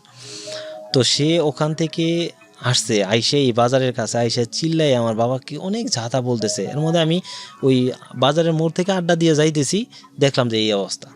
তো চেয়ারম্যান পাশেই, এক সময় চেয়ারম্যানের সাথে আমার বাবা চলাফেরা করতো। আমি বললাম যে আপনি কিছু বলবেন না, সে কিছু বলতেছে না। তো তার ছেলে হইলো আমার ফ্রেন্ড গনি, নাম হলো গনি। তারপরে সে ওই তার ছেলেকে বলতেছে তুই যদি আমার আপন ছেলে হইতি এই কথা বলে যাইতে পারতো, কারণ সে কিছু বলতে পারবে না, কারণ আমাদের মানে গ্রুপটা অনেক শক্তিশালী এবং সে কিছু বইলে পারবে না, কারণ তার বাড়ি, সে মানুষ হয়েছে চরে, এখানে থাকে। তো তার সাথে আমার হঠাৎ করে একটু কথা কাটাকাটি হয়েছে আমার মানে মমতার সাথে। কথা কাটাকাটি হওয়ার পর আমি 3-4 দিন যাই না যাওয়ার কারণে সে খবর দেয় আমি যাই না। পরে আমি ওই যে আমি বাজার থেকে একদিন আসতেছি, তো তা আমি গেছি রাজ্জাক, মানে ওই যে রাজ্জাকদের বাড়ি যাইতেছি, রাজ্জাকের বাড়ির কাছাকাছি গেছি। তখন বলতেছে তুই কি চাস, তুই যদি এখন মমতার কাছে না যাস মমতা কিন্তু বিষ খাবে। তা আমি ভাবলাম যে বিষ খাবে, এত বড় কথা। তো দৌড়াই আমি আগে যাই ওই মসজিদে মাগরিবের নামাজ পড়ছি। এর মধ্যে তার এক কাজিন ছুটো আর কি, সে এসে দাঁড়াইছে, বলতেছে ভাইয়া আপনাকে ডাকে। কে? মমতা। আমি বললাম যে এখন না বললেও যাবো, কারণ আমি তো ব্যাপারটা বুঝতে পারছি। তা আমি যাই বললাম কি হয়েছে। তার যে ওই যে বড় কাজিন বান্ধবীর মতো যে সে শুয়ে আসে, কিছু বলে না। কি হয়েছে? বললো যে আপাতত বিষ খাইতে ধরছিল, তার 1 বছরের সিনিয়র আর কি কাজিন, বিষ খাইতে ধরছিল। তো আমি পারাপারি করে করছি, লাস্টে পেঁপে খাইছে, পেঁপের মধ্যে বিষ লাগছিল, জিমাইতেছে। কেন? যে আপনি নাকি তার সাথে মানে সময় দেন না ভাই। আমার ব্যাপারটা তো খুব সিরিয়াস হয়ে গেছে, আমি কি করব। আমি মানে হ্যাঁ সম্পর্ক আছে ঠিক আছে, কিন্তু আমার তো তাকে বিয়ে করা বা এই এত সময় অল্প সময়ের মধ্যে কিছু করার মতো নাই। তো ওই দিন কোনো মতে গেল। আমি বললাম যে সে যে আমাকে শর্ত থেকে তো সইরা আসছে, কিছু করেন। এখন যদি আমার গার্ডিয়ান জানে তো সমস্যা, কি করি আমি কিছু বুঝতেছি না। তারপরে জাস্ট আরো মাসখানি যাওয়ার পরে সে কি করলো, ওই সম্পর্ক আবার ওইভাবে খারাপ, মানে তার মতো চাহিদা হচ্ছে তাকে সময় দিতে হবে, কিন্তু আপনি সময় দিতে পারছেন না, এটা আসলে সম্ভব না। পরে সে কি করছে, একদিন সন্ধ্যায় আমি ভাত খাইতেছি, রাতের এই সাধারণত গ্রামে 7:30-8টার মধ্যে খাওয়া হয়। আমি, মা, ভাবি আর ভাতিজা আমরা ভাত খাইতেছি। এর মধ্যে ভাত খাওয়া শেষ আমি আমাদের রাস্তার ধারে তো আমাদের বাড়ি, বেরোয় দেখি যে গাছের আড়ালে একজন বেরোইতে ধরে আবার ঢুকে। কে এটা? আমি বলছি কে? আমার মা জানে যে আমি ভীতু, কিন্তু তার ছেলে যে সাহস না ভেঙে গেছে এটা তো আমার মা জানে না। আমার মা এই তুই কি ভয় পেয়েছ? আমি বলছি না মা, ভয় পাইনি। আমি কে? কথা বলে না। কাছে যাই দেখি যে ও লাকেশ টাকেশ নিয়ে, তার মার গয়না বা তার যা ছিল মানে সব কিছু নিয়ে, লাকেশ নিয়ে আমাদের বাড়িতে হাজির। তাকে আমি ধরে বাড়ির ভিতরে নিয়ে আসছি। নিয়ে এসে বলছি তুমি কেন আসছো? বললো যে তুমি জানো না কেন আসছি? বাহিরে বললে কথা হবে। আমার মা ডাইকে নিয়ে ঘরে যায়, বলতেছে দেখো তার অবস্থাটা জানো, সে একটা স্টুডেন্ট, সে তোমাকে কিভাবে, আপনি তখন কিসে পড়েন? ইন্টারে পড়ি। আচ্ছা। বলতেছে সে তোমাকে কিভাবেই করবে। আমার ভাবি বুঝাইতেছে না, কারো বুঝ মানে না। আস্তে আস্তে সব জানাজানি হয়ে গেছে এবং এলাকা পুরাটা জানে, মানে মেয়েটা ঘর থেকে বের হয়ে এসেছে। তখন আমি কি বললাম মাকে যে মা ও কার কাছে থাকবো তুমি তাকে বলো, কারণ তখন আমি ফ্যামিলি দিকে হয়ে গেলাম, কারণ আমার তো নাই। আমি যদি বলি রাজি, কারণ আমার ফ্যামিলি তো এমনি আমি খাইতে পারি না, আমি আরেকটা মেয়েকে নিয়ে কিভাবে। তখন আমি বললাম মা তুমি ওকে পারো, বুঝাই গেলে ও গেলে যাবো, না গেলে নেই, আমি চলে গেলাম, আমি আর এই এলাকায় থাকবো না মা, আমি ঢাকা চলে গেলাম। এই কথা বললে জাস্ট তাকে বই দেখায় আমি সইরে যাই। আমি দৌড়াই গেছি আমার ওই ফ্রেন্ডের কাছে, আমার ওই রাজ্জাকের কথা আবার এসে মানে রাজ্জাকের যাই বলছি, ও দৌড়াই আসছে, এসে কারো কথাই বুঝতেছে না। আমি আমাদের ঘরের সাথে এবার হইলো আমাদের টয়লেট বা ইটা, ওই পাশে পিছন দিয়ে এসে খালি খালি বলতেছি লাহলা কথা ইলেবেলা, মানে আমি বলতেছি যে সে যাতে চলে যা, কারণ এই মুহূর্তে তো আমার দ্বারা বিয়ে করা সম্ভব না, আমি একটা স্টুডেন্ট। হ্যাঁ, তো সম্পর্ক আছে ঠিক আছে, এটা তো এই যেই করতেছি না, রাত বাজে 11:30। এই 11:30টার সময় মানুষজন তো এলাকা পুরা জানাজানি হয়ে গেছে। তো তার চাচা চেয়ারম্যান, তার বাবা একবার আসছিল, এসে মারতে গেছে না জানিস, তাকে 4-5 জন মহিলা নিয়ে আসতে বলছে, সবাইকে কামড়ায় একাকার করে বলছে, ঘর থেকে তাকে বের করতে পারে না। এবং সে বলছে আমাকে বের করলে আমি কিন্তু আত্মহত্যা করবো। একই কথা, আসছে আমাকে বিয়ে করতে হবে বা বিয়ে করতে হবে।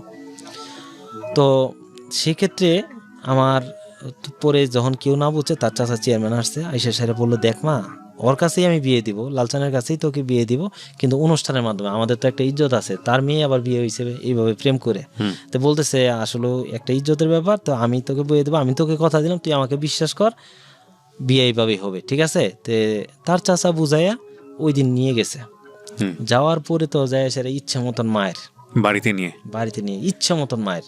তো সকাল হয়েছে, সকাল হওয়ার পরে মানুষ হিরিক লাগছে যে ওই বাড়ি ওই মেয়ে বেরিয়ে গেছিল তার ওখানে, এবং সবাই জানাজানি হয়েছে, এবং আমার ফ্রেন্ডরাও বিশ্বাস করতে পারতেছে না যে তুই তোর সাথে তার সম্পর্ক, কারণ আমি এটা গোপন রাখছি। তো সবাই যেই যা তাকে একই কথা বলে, শুধু এক কান্না যে আমি লালচানকে চাই, আমি কোনো কিছুই চাই না, লালচানকে চাই। সবাই ভাবতেছে যে আমি ঔষধ করছি, মানে সবার একই ধারণা, এরকম পাগল হতে পারে না কোনো মেয়ের, ওষুধ করছি মানে কোনো কিছুই মানে না এক কথা। তো এই অবস্থায় আমি তো বাড়িতে থাকতে পারি না, কারণ আমার তো বুঝতে আছেন আমার ফ্যামিলির অবস্থা কি, আর আমাকে তো পড়ালেখা করাবে না, এই মেয়ের জন্য বাহিরে রাখছে, আবার এই সম্পর্ক। তো আমি কি করছি, সকালবেলা ব্রাশটা নিয়ে কোনো মতে ফ্রেন্ডে ওই যে ওই ঘরে থাইকা ব্রাশটা নিয়ে, মানে আমি গেছি গিয়া মেলান্দ যে বাজারের ওখানে, পরে তাকে 4 দিন 5 দিন এইভাবে রাখছে। তার মাঝে মানে কোনো পাগলামি চায় না, কবিরাজ থেকে শুরু করে সব কিছু দেখান শেষ। তো তাকে নিয়ে যাবে, তার ভাই আসছে, তাকে নিয়ে তার ভাই তার বাবা রিক্সায় উঠাইয়া নিয়ে যাচ্ছে, মানে তার বাড়ি থেকে নিয়ে যাইতেছে। এটা অনেক মানুষই ফলো করতেছে, কারণ এরকম ঘটনা সবাই ওইদিকে যা দেখতে যা কৌতূহল। যখন এই বাজারের মোড়ে আসছে, ওই রিক্সা থেকে লাফ দিয়ে পড়ে গেছে, পড়ে আমাদের বাড়ির দিক দৌড় দিছে। তো দৌড় দিছে, পরে দৌড়ায় আবার ধরছে, ধরে তাকে নিয়ে চিটাং গেছে, কাছে চিটাংয়ে থাকে। তো এই চিটাংয়ে তার ওখানে যে জীবনটা কাটছে সেভাবে আমাকে শর্টকাটে যেটা বলছে আর কি, যেটা আমি বলি। আচ্ছা, চিটাংয়ে নিয়ে যাওয়ার পর তাকে মাজারে বিভিন্ন জায়গায় নিয়ে গেছে। সে বলছে তার ভাই নিয়ে ঘুরাইছে, বলছে তুই এখানে চা, সব কিছু তোর মাঝে যদি ওষুধ করে থাকে বা ইয়ে, তুই সব ভুলে যাবি বা ই করে দেবো। সে ওখানে যায় বলছে, আল্লাহ তুমি যদি তার সাথে আমার মিলে দাও, আমি তো একটা কোরআন খতম দেবো।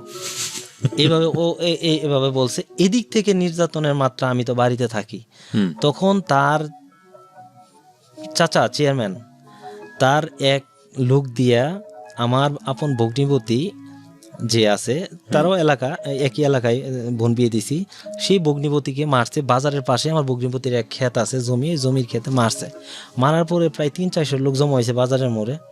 তা আমি শুক্রবার লাঞ্চ কইরা আমার ওই এক ফ্রেন্ডের পাশে, এই বাড়িতে ফ্রেন্ড মোজাম্মেল, তার বাড়িতে বসে আছি। এক মহিলা যায় বলে কি, তুই কি চাস, তোর ওই ভগ্নিপতিরে তো মারছে, কে মারছে, ও মুখে মারছে। তো তখনকার চাপাটি বলেন, রামদা বলেন, এগুলা আমাদের কাছে মানে খেলনার মতো, কারণ আমরা ওই যে ক্লাব থেকে শুরু করে তখন একটা ছিল। তো এর 3 দিন আগে জাস্ট ওই যে আমার বন্ধু যে চেয়ারম্যানের ছেলে গনি, তো ও আমার কাছ থেকে একটা রামদা নিয়ে গেছে। তো আমি কি করছি, আমার মা এগুলো আবার সারাই রাখতো, আমি খড়ির মাছার মধ্যে চাপাটি ঢুকাইছি, খালি আসারি বোঝা যা, আমি এটা টান দিয়ে নিয়ে দৌড়াই গেছি। চেয়ারম্যানের বাড়ির কাছাকাছি গেছি, সবাই কাইরে নিছে আমার কাছ থেকে। এটা নেওয়ার পরে আমি জাংলার বাস ছিল, সে বাস নিয়ে দৌড়ায় যাইতেছি। এর মধ্যে এক মহিলা বলে কি, এই লোক তোমার ভগ্নিপতিরা মারছে, তার বাড়ি হলো বালুরচর। তো সেই লোককে ইচ্ছে মতন বাইরেছি, বাইরে আমার পাশের পুকুরে চেয়ারম্যান মাছ মারতে, তার হলো 9টা পুকুরে এক সিরিয়ালে, প্রভাবশালী। বাঁশ দিয়ে বাইরে যাবে, পাকা ধানে আমি বাঁশ ভাঙ্গে গেছে। সে এই পাকা ধান থেকে মানে কোনো মতে কাঁচার বাইরে উঠছে, আমি অমনি মারছি বাড়িতে। সে দৌড় দিয়েছি, আমি বাড়িতে গেছে। বাড়িতে যাওয়ার পরে সে ভাবছে ওখানে গেলে মারতে পারবো না, আমি ওখানেই দৌড়ে যাই, ওখানেই মারতেছি, তার বাইরেতেছি। এদিক থেকে যে 300-400 মানুষ হয়েছে, ওই এটা হলো সেকেন্ড মারামারি। আরো মানুষ সবাই দেখতেছে, কিছু বলতেছে না। আর চেয়ারম্যান খুব প্রভাবশালী, অনেক কিছু বলতেছে না। এর মধ্যে জনগণের বাইরে দিতেছি, চেয়ারম্যানের বউ কি করছে, ভিতর থেকে একটা দা নিছে, এই যে তরকারি কাটা দা, এটা নিয়ে গ্রিল খুলে আসতে ধরছে, মানে ও আমার মারবো। আমি কি করছি, গ্রিলের মধ্যে বাঁশ দিয়ে দিছি বাড়ি। সে কি করছে, মানে হয়তো কোনোভাবেই ঠাস করে পড়ে গেছে ইয়ের মধ্যে, তার ফ্লোরের মধ্যে পড়ে যাওয়ার পরে এর মধ্যেই আমার চেয়ারম্যানের নিচ থেকে খালি বলতেছে, এ লালচান থাম থাম, অনেক করছস থাম। সে তো পুকুরে মাছ মারতেছে মাঝিদের সাথে, জেলেদের সাথে, হ্যাঁ, তার তো ব্যবসা ছিল, বিশাল ব্যবসা। তো এর মধ্যে আমার এক জেঠিমা, সে আমাকে থাবর দিয়া ওখান থেকে নিয়ে আসলো। কারণ আমার একটা স্বভাব ছিল কি, আমি মারামারি অনেক করতাম, কিন্তু অন্যায়ভাবে কাউকে মারতাম না। তো আমি কখনো মরে গেলেও আমি আমাদের দৌড়াই পালাইতাম না, এই স্বভাবটা আমার ছিল না। তো আমার জেঠিমা যখন থাপড় দিয়ে দিকে নিয়ে আসা পড়ছে, তখন সেই চেয়ারম্যান বলতেছে আমাকে, আমার মরা বাবার কসম খাই বলতেছি, তোকে আমি জেলের ভাত খাওয়াই সারবো। আমি বলছি তুই যা করিস, আমি প্রস্তুত আছি। তা আমি বাড়িতে গেছি। আমাদের তো ঘর এমনিই নাই, একটা ঘর বাড়ি থাকে আর একটা একচালা ঘর। তো আমি বাড়িতে আছি, সবাই বলতেছে চেয়ারম্যান, কিন্তু তার একটা বাহিনী ছিল, স্টিল বাহিনী। তার একটা মানে ইয়ের নাম, মানে সংগঠনের নাম হলো স্টিল বাহিনী। এই স্টিল বাহিনীর সদস্য ছিল প্রায় 30-40 জন। এগুলো নিয়ে সে আমার বাড়িতে বাড়ি ভাঙতে যাবে। এবং ওই রামদাটা তার ছেলে যায় না, কিন্তু তার ছেলের কাছ থেকে রামদাটা নিয়ে, রামদা হইলে চেয়ারম্যানের গাড়ে প্রায় 30-40 জন লোক আসতেছে আমার বাড়ি ভাঙবে। তো আমি তখন কি করলাম, যে সবাই বলতেছে তুই পালা, তোরা মাইরে ফেলাবো, চেয়ারম্যান আইসো। তাদের বাড়ি থেকে আমাদের বাড়ি ম্যাক্সিমাম 2000 মিটার হবে আর কি, 2000 বা 2500 মিটার হবে, এরকম হবে আর কি। তো যখন সে মাঝামাঝি রাস্তায় আসছে, আমাকে কেউ আসতে দেয় না। আমি কি করছি, তো দৌড় দিয়ে আইসে ওই যে আমার কাছে এক রামদা ছিল, তার কাছে দিয়ে দিছি, একটা ধার দিছি, ওই রামদা নিয়ে আমি দৌড়াই আসছি। আমার হচ্ছে, আমি বলছি যারা আমাকে ছাড়াইতে আসতেছে, আমার যে আসবে তাকে মারবো। এন্ড আমার সবাই ভাবতেছি এই ছেলেটার আজকে মেরে ফেলবো ওরা। তো আমি দৌড়াই কাছাকাছি গেছি, তার দূরত্ব আমার দূরত্ব 100 থেকে 200 গজ হবে এরকম। আমি দৌড়াই গেছি, আমি একা, তারা কিন্তু সবাই। আমি বলছি আমি একটা হইলো মাইরে ফেলবো, আমার কাছে আসলে একটা হলো মাইরে ফেলবো। হ্যাঁ, তো বুঝছে যে ব্যাপারটা। আর ও খুব ব্রেনিয়ান ছিল চেয়ারম্যান, ঠিক আছে। সে বলছে সবাই চলো ব্যাক করছে, সাথে সাথে থানায় ফোন দিছে। ম্যাক্সিমাম আধা ঘন্টার মধ্যে থানা পুলিশের পিকআপ আসছে। আসার পরে আমার চাচা, আপন চাচারে বলছে যে মজিবর, তুমি আমার চাচা নাম মজিবর, তুমি যদি সাক্ষী না দাও তোমার আমি আসামি দিব। আমার আপন চাচা আমার বিরুদ্ধে 1 নাম্বার সাক্ষী দিছে, দিতে বাধ্য। তো এই যে আমার নামে মামলা হইলো, আমি তো এলাকা ছাড়া। তখন আমি জীবনে 3 নাম্বার মামলা, তখন একটা মামলা দেয় নাই তারা, একসাথে তারা 3টা মামলা দিছে।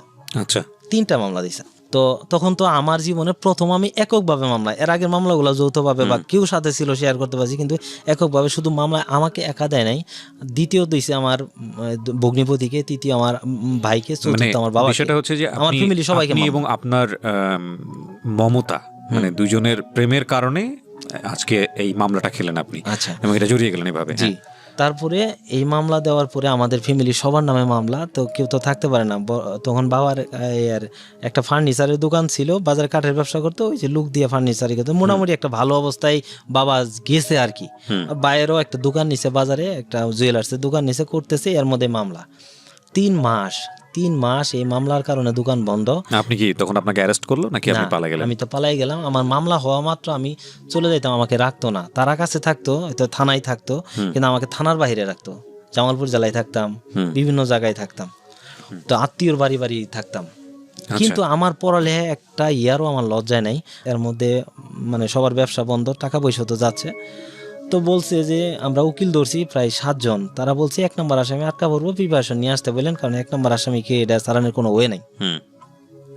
তো আমার ভাই তখন এক উকিলের মাধ্যমে এক ম্যাজিস্ট্রেটকে তখন প্রায় 25,000 টাকা দিছে, বলছে জামিন হতেও পারে না হতে পারে, উকিল এইভাবে বলছে, তবে আমি চেষ্টা করব।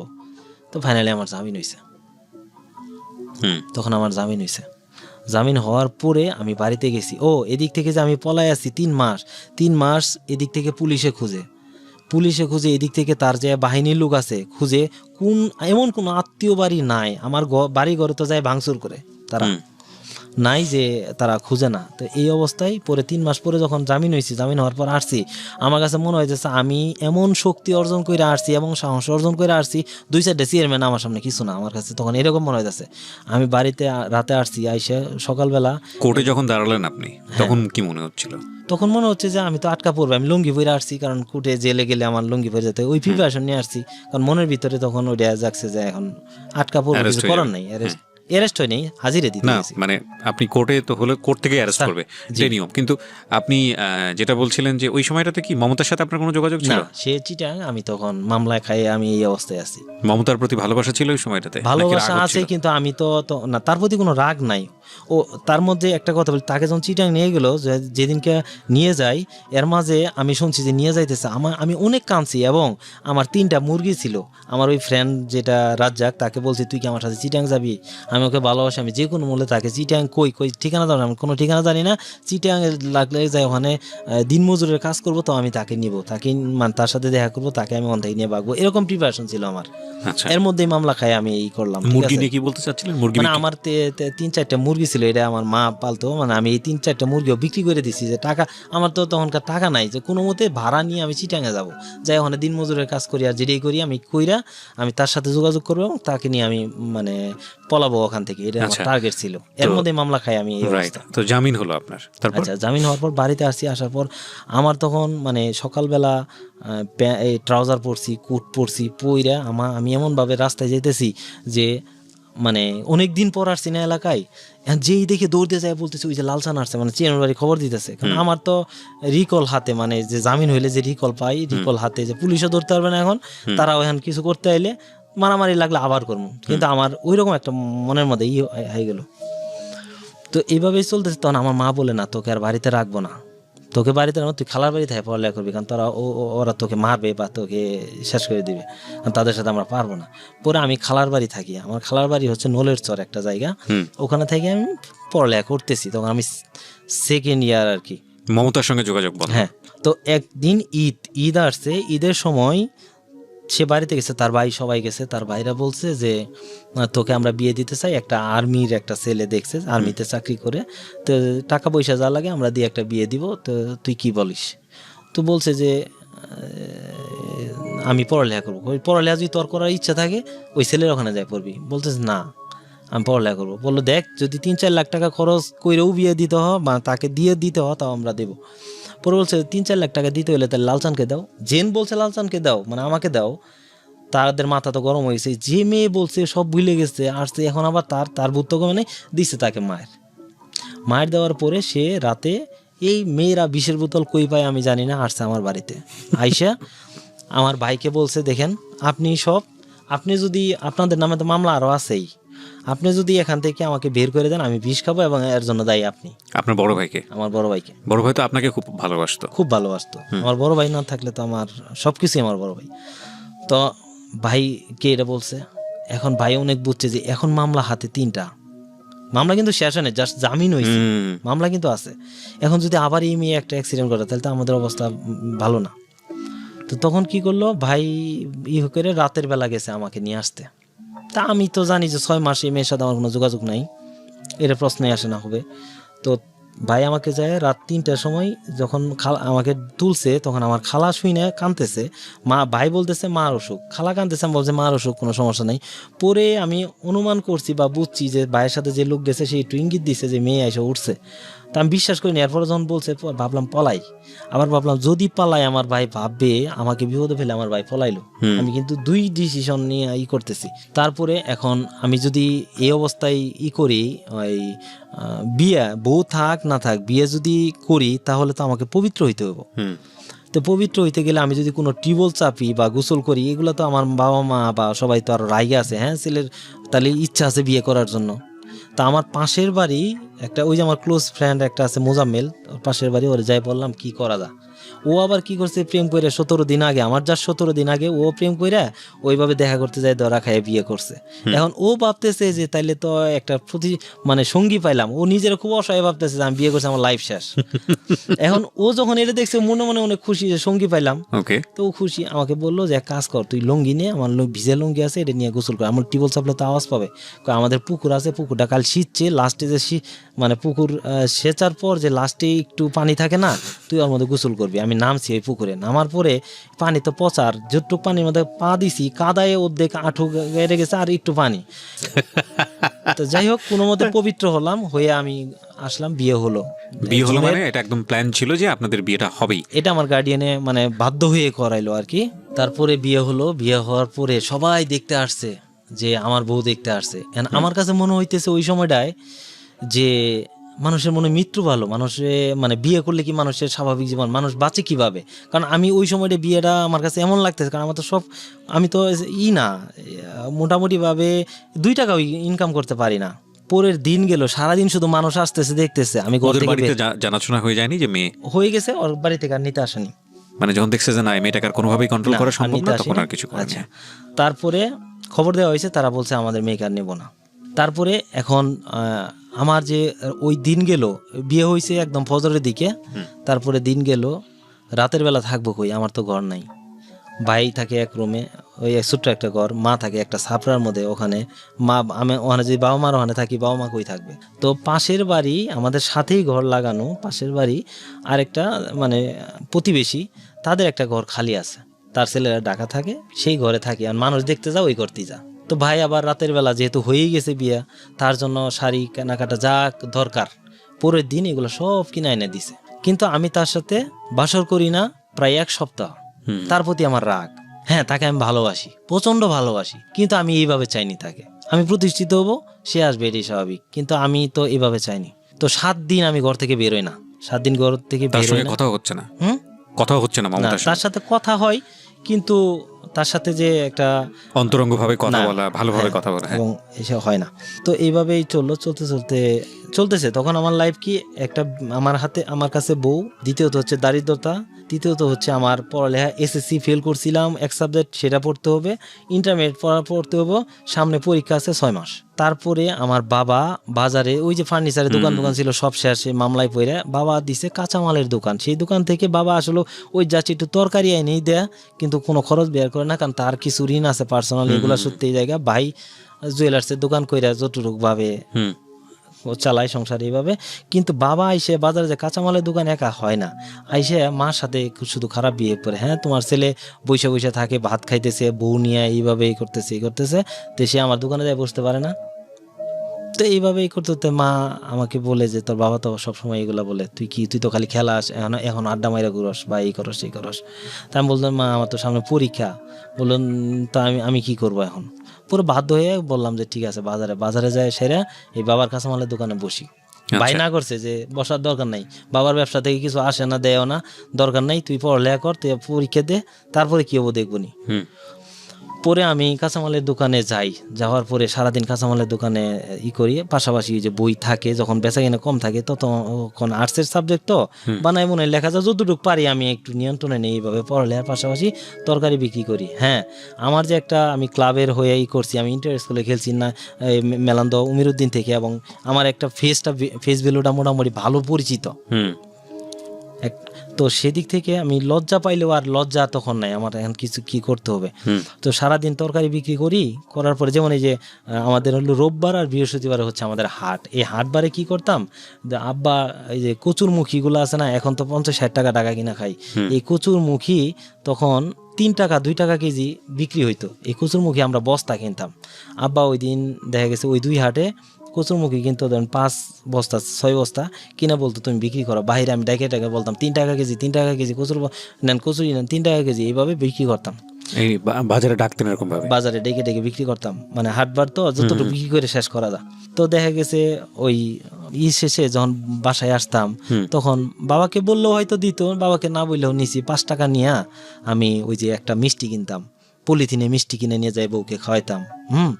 তো আমার তো তখন নিজের ইনকাম নাই, তারপরে দেখা গেছে ওতেই ও অনেক খুশি ছিল। তারপর বুন্দিগুলো আছে না, বুন্দি কিনতাম 5 টাকার বুন্দি, যেগুলো যে ইফতারের সময় খায়, এগুলো কিনে যায় খাওয়াইতাম। কিন্তু আমার খুব একটা কষ্ট গেছে, 35 টাকা তখন একটা ব্লাউজ ছিল, রেডিমেড মকমলের ব্লাউজ ছিল, রেডিমেড নাম ছিল, কিন্তু ওই সময় ওটা মোটামুটি গ্রামের জন্য পপুলার, শহরে কি জানি না। তো ওই 35 টাকা দিয়ে একটা ব্লাউজ, ও বলছে ওই ভাবি না ব্লাউজটা পরছে খুব সুন্দর, ওই রকম একটা ব্লাউজ আমার খুব ইচ্ছা ছিল, কিন্তু বলে না আমাকে যে কিনে দাও, কারণ সে বুঝতেছে কি আমার কি অবস্থা। এদিক থেকে তার ফ্যামিলির কেউ তো আমার সাথে দেখেও কথা বলে না, বা তার মানে দেখলেই মনে হয় যে এক শত্রু।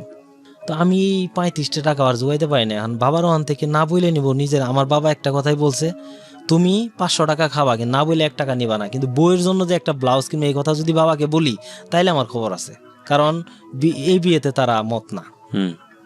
তা আমার খুব কষ্ট লাগছে, এই ব্লাউজটা কিনে দিতে পারতেছি না। যাই হোক, এই অবস্থায় তো এইভাবেই চলতে পরে আমি ইন্টারমিডিয়েট পরীক্ষা দিলাম। আচ্ছা, ইন্টারমিডিয়েট পরীক্ষা দিলাম, দিয়ে সাইরা আমি পরীক্ষা শেষ যেদিন হয়েছে সেই দিনে আমি বড় ভাইকে বলছি, ভাই আমার কিছু করতে হবে, আমি এইভাবে পারবো না, আমাকে কিছু করতে হবে। ভাই বললো, দেখ তুই পড়ালেখা করতে থাক, আমি তো আছি, আমার যতটুকু সামর্থ্য আমি তোদেরকে রাখবো। আমি বলছি না, আবার এদিক থেকে নতুন বউ, তার চাহিদা মিটাতে পারি না, ও চায় না, কিন্তু আমার তো একটা দিতে পারি না। ভাই দেখা গেছে বাদ দেয়, আপনাদের তো ঘর নাই, কই থাকতো? থাকতো তখন কই, আমার মার যে একটা ছাপড়া ঘর আছে, এই ছাপড়া ঘরে বাবারা থাকে, বাবা মা এক পাশে থাকে, মাঝখানে একটা চৌকি কিনবো এই টাকাও নাই আমার। এই এর মধ্যে মা কি করছে, টং বানাইছে। টং বলতে কেমন, ওই যে বাঁশের ফালটা দিয়ে এগুলা দিয়ে টং বানায়, সালা দিয়ে বিভিন্ন কিছু দিয়ে উঁচা করছে, নেপতুসগো নাই করছে, কইরা ওর মধ্যে দিছে আমাদের থাকতে। আর বাবা মা যে থাকে মাঝখানে বেড়া দিব, বেড়া তো নাই। মার যে কাপড় আছে না, এই যে যেগুলা কাপড় পইরা থাকতো, এই কাপড় দিয়ে মাঝখানে পার্টিশন দিত রাতের বেলা, ঠিক আছে। তো আমি তো সন্তান, বিছানার মধ্যে শোয়ার পরে যখন নিজে ইচ্ছাকৃতভাবে একটু সরি, তখনই আওয়াজ হয়, এটা লজ্জা লাগে। পাশে বাবা মা শুয়ে আছে, এটা একটা লজ্জাজনক। মানে আমি নিজেও যদি স্বাভাবিকভাবে শুই, তাও এমন লজ্জা হয়। বউ নিয়ে পাশে আছি, আওয়াজ হয়, কি মনে করতেছে, একটা লজ্জা এগুলা। তো এইভাবে আসলে হয় না। দেখা গেছে আমার ভাবির ওখানে খায়, তখন ভাবি যখন ধরেন তার পেটে যা লাগবে, একটা মেয়ে যখন জামাই যদি রোজগার করে, তাহলে কিন্তু স্বাধীনভাবে অনেক কিছু করতে পারে। ভাবি যা দেয় তাই খা, খিদে পেটে থাকলেও দেখা গেছে খাবার দিছে, যা খাবার দিয়ে ভাত উপরে রেখে দিছে। এখন ও পেটে ক্ষুধা লাগলে ও আনতে নিয়ে খাইতে পারে না, ও আমাকে বলেও না, আমি বুঝি, অনুভব করি। তো ভাবলাম আমার কিছু করতে হবে, কমপ্লেন করতো না, এগুলো নিয়ে কমপ্লেন করতো না। তো পরে আমার ভাইরে বললাম আমার কিছু করতেই হবে, আমার এইভাবে হয় না। ভাই বললো দেখ কি করবি তাইলে। আমি বললাম যে তুমি দেখো তোমার জানা মতে কি আছে, আর আমিও বুঝতে থাকি, এবং ডিসিশন নিতে হবে তোমার 1 সপ্তাহ মধ্যে। পরে ভাই তার বন্ধুদের সাথে কথাবার্তা বইলা তো বললো যে এয়ারপোর্ট কাস্টমে কাজ শিখার জন্য 6 মাস আগে কাজ শিখতে হইব, তারপরেই। আরেকটা হলো ড্রাইভিং। আমি বললাম না, এয়ারপোর্টে 6 মাস কাজ শিখতে হইব, তারপরে এগুলো আমি করব না, ড্রাইভিং করি। তো ড্রাইভিং শিখবো, ঠিক আছে। ভাই তার এক ফ্রেন্ড বললো যে আমার জামালপুরে পরিচিত এক ড্রাইভার আছে, তো ওখানে ড্রাইভিং শিখাইতে পারবো, চলো তাহলে আমার মাধ্যমেই দেন ওখানে। ঠিক আছে, কত টাকা? তা আমাকে একদিন নিয়ে গেল, যাওয়ার পর 4000 টাকা পুরায় 2000 টাকা অ্যাডভান্স দিয়া আমাকে বললো যে এখানে ড্রাইভিং শিখবা, এবং আমার থাকার জন্য। এটা হলো জামালপুর ড্রাইভিং শিখি, জামালপুর রেল স্টেশনের পাশে রেল গেট আছে, ওখানে একটা মিল গেট, মানে একটা সাইডে ওখানে গ্যারেজ। ওই উস্তাদের নাম ছিল খলিল। তো আমি থাকি কই, আমি থাকি জামালপুর সকাল বাজারের পিছনে, যে গোলাপবাগে কমান্ডার মেসে থাকি আমি। তো কমান্ডার মেসে থাকি। আবার এদিক থেকে এখন আমি ড্রাইভিং শিখি, আমার যে ওই জায়গায় রাখতেছে, আস্তে আস্তে আমার ওয়াইফ আমার প্রতি একটা মানে সন্দেহ করতেছে, কারণ আমার বড় ভাইয়ের প্রতি তার সন্দেহ, যে ভাই মনে হয় চাইতেছে আমার কাছ থেকে সরাই নিতে, কারণ কেউ স্যাটিসফাই না যে বিয়েটা টিকুক বা বিয়ে থাকুক। আচ্ছা।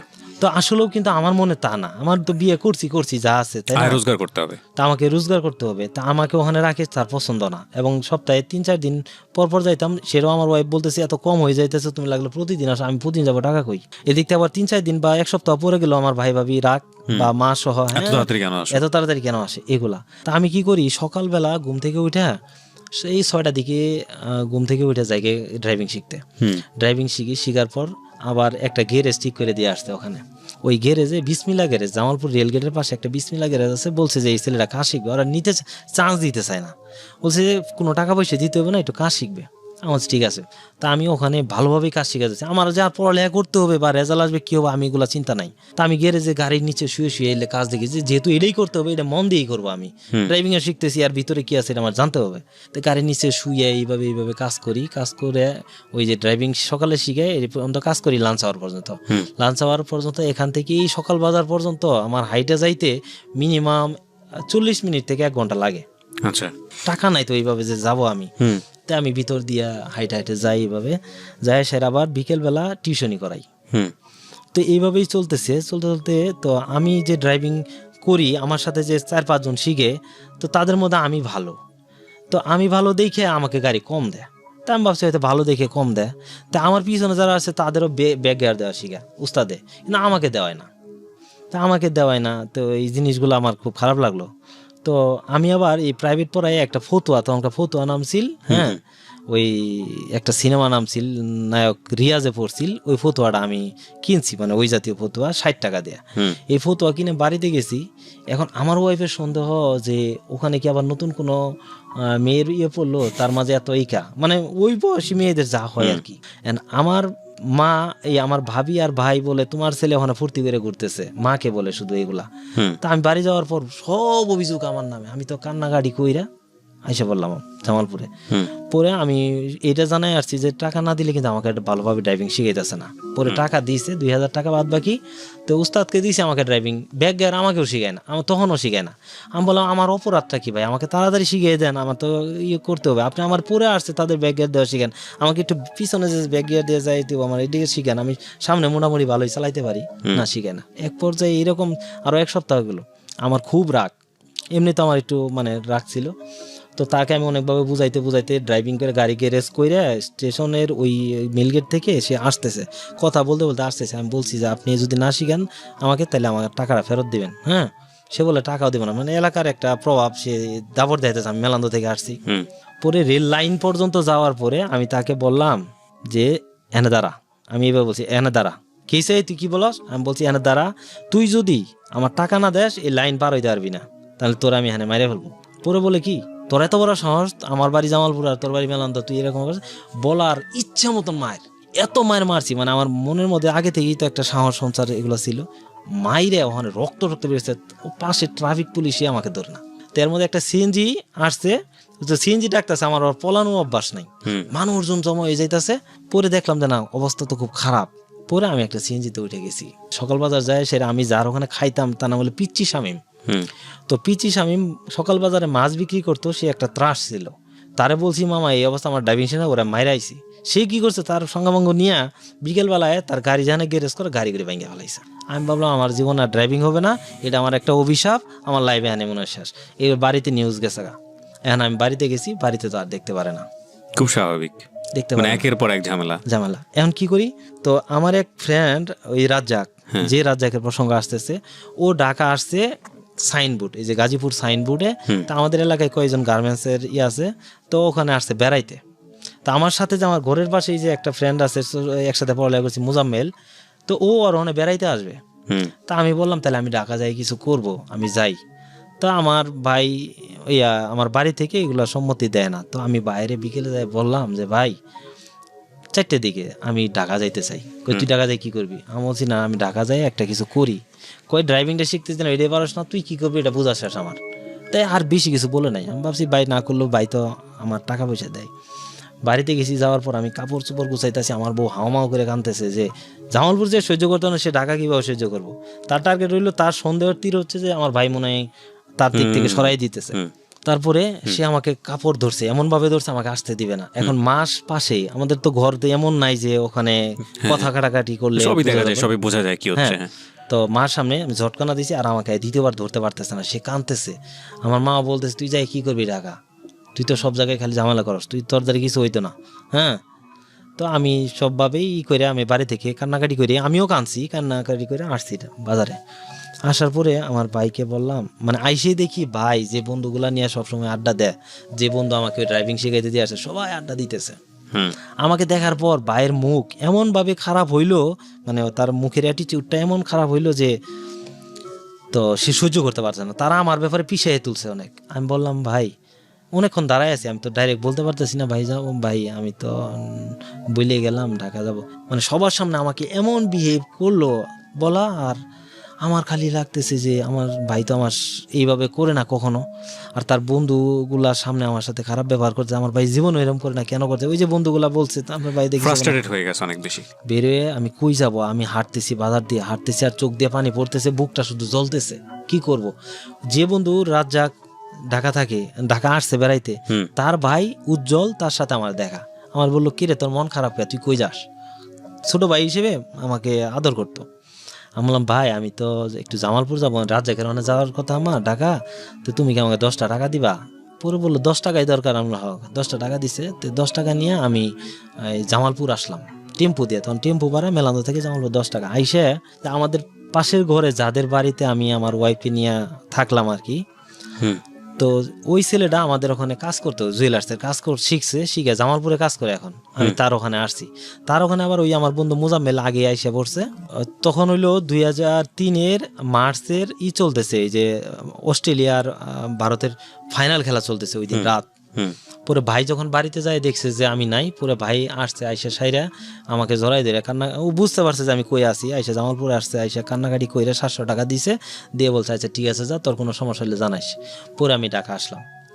ঢাকা আইসে গাজীপুর চৌরাস্তা আমি আইসে সারে এই সাইনবোর্ডে আসলাম, সাইনবোর্ডে আইসে দেখি যে যার ওখানে আসছি তার ওখানে আরো মেহমান। তা আমি আবার মানে লজ্জা লাগতেছে, একটা বাসায় কয়জন থাকা যায়, ম্যাচ বাসা না এগুলা, এত মেহমান। তো আমি আবার গাজীপুর চৌরাস্তায় আমার এক ছোটবেলার একসাথে খেলার সাথে আছিল, তো ওর নাম হইলো আক্কাস, ও ওখানে টেইলার্সের কাজ করে। তো ওর ওখানে গেলাম, যাওয়ার পরে সে বললো যে ঠিক আছে তুমি এখানে থাকো, তো ও একটা ব্যবস্থা হবো। তো আমার সাথে ওই মোজামেল ছিল, তারা ওই জায়গায় আছে, আমি ওখানে গেলাম। তার ভাই আবার এই যে আক্কাসের ভাই ওইল আবার বাসের কন্ট্রাক্টর, সে ঢাকা টু শেরপুরের কন্ট্রাক্টর, এবং তার বউ নিয়া ওই গাজীপুর চৌরাস্তা ওখানে থাকে। বললো বাইরে একটা ব্যবস্থা বইলে একটা ব্যবস্থা করে দিবনি।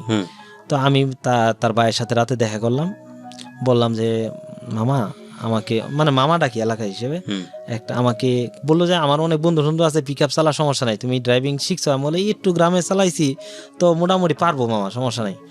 বললো ঠিক আছে আমি তোমার ব্যবস্থা করুন, তুমি টেনশন করো না। তো এরপরে রাতটা ওই ওর সাথে ওই ইয়েতেই থাকলাম, কারখানায় থাকলাম, থাইকে পুরো দিন বলছে যে তুমি সকালে আসো, তোমার মামি রান্না করে রাখবে, তুমি খাবা। গেছি বাড়িতে, যাওয়ার পরে মানে ওদের বাসায় যাওয়ার পরে রান্না করছে ঠিক, আমাকে খাইতে বলে না। তা আমি তো এমনি লজ্জা পাইতেছি, তা আমি আইসা পড়ছি, যাই ওই মামা আবার জানে না। তো দুপুর হয়ে গেছে, দুপুরে আমার সাথে দেখা চৌরাস্তায়, তোমার মামি রান্না করে রাখছে, যাও যাও, এখন তো বলতেছে। আমি বললাম হয়তো তখন তা আনমনা ছিল, এখন যাইতে লজ্জা পাইতেছি। তার ও ভাই আবার ওই যে আক্কাস আমারই, সে নিয়ে গেছে, যাওয়ার পরে খাইতে দেয় না, মানে খাইয়ে পাতিল উল্টা করে রাখছে, মানে সব কিছু শেষ করে। তা আমি বুঝছি যে এখানে তো হবে না। সে মামাকে বললাম আমি তখন হোটেলে খাই বা এইভাবেই থাকি তার কারখানায়। তো 3 দিন থাকার পরে সে কোনো ব্যবস্থা, আমি খালি বলছি মামা পিক আপের একটা হেল্পারি করবো, আপনি আমাকে হেল্পারিতে দিবেন, শুধু আমাকে শুধু খেতে দিবে, আমি গাড়ি পুষবো, আমাকে যেখানে নিয়ে যাবো সারাদিন ডিউটি করব, গাড়ি পরিষ্কার করবো, সমস্যা না, আমি জাস্ট এইভাবে থেকে যাতে আমি ড্রাইভিংটা শিখতে পারি, আমার একটাই উদ্দেশ্য, একটাই টার্গেট। তো ফাইনালি অনেক চেষ্টার পরে অনেকজন না পারলাম, পরে আমি রামপুরা আসলাম। রামপুরা আমাদের বাড়ির পাশে, ওই যে ছোটবেলা যারা বলছে আমাকে যে ঢাকা নিয়ে যায় গার্মেন্টসে দিব, তো ওই রিক্সাওয়ালা ও থাকে মেরুল বাড্ডা। ওখানে দেখি যে বৃষ্টি হইলে যে পানি জমছে রাস্তা থেকে তার গ্যারেজ পর্যন্ত, রিক্সার গ্যারেজে যে থাকে ওখানে বউ নিয়ে থাকে, যাইতে খুব পানি, মানে প্রায় মানে কোমরের মতো পানি। ওখানে ওই যে নৌকা চলে, তখন নৌকা চলে, তো নৌকা দিয়ে গ্যারেজ পর্যন্ত গেছি। যাওয়ার পরে আমার যে নামাই দিছে ওখান থেকে তার ঘরে ঢুকতে আমার পানি ভিজে গেছি। তো যাই দেখি যে ওখানে চৌকি না, তো একটা টঙের উপরে তার ওয়াইফ নিয়ে একটা ছোট্ট গ্যারেজের পাশেই থাকে। তো আমি টঙের উপরে উঠছি, আমাকে একটা লুঙ্গি দিল পরিষ্কার করে, আমি অনেক খাইতে দিছে, নিচ দিয়ে পায়খানা বাসতেছে। আর আমরা গ্রামের মানুষ, আইসে যখন শহরে পচাপাচি এগুলো আমার খাওয়া শক্তেছে না।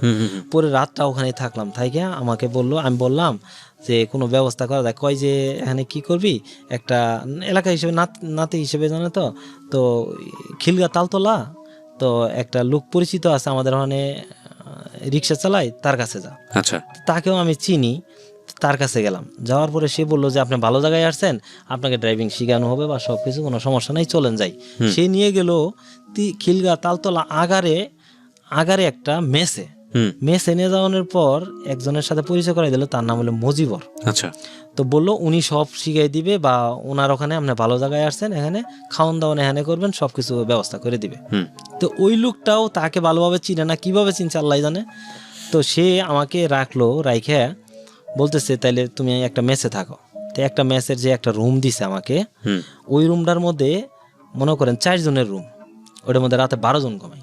12 জন কি 6 জনের মাথা একদিকে, পা অন্যদিকে, আরো 6 জনের মাথা ওই মাথার সাথে, পা অন্যদিকে, বুঝতে পেরেছি। এইভাবে ঘুমাই। কিন্তু সবাই রিক্সা চালা, টাঙ্গাইলের দিকে থাকে। তো বিড়ি সিগারেট খাইয়া ফ্লোরের মধ্যেই গসা দেয়। আমি আবার এগুলো ছোট থেকে লাইক করি না, এখন পর্যন্ত না। তো আমি একটা কোনার মধ্যে একটা ব্যাগ নিয়ে যে আসছি, বেডিংপত্র নিয়ে ওখানেই থাকি, কোনার মধ্যেই থাকি। দেখা গেছে রাতের বেলা ঘুমাই ঠিক, সারাদিন আমার ওই জায়গায় থাকা হয় এইভাবে।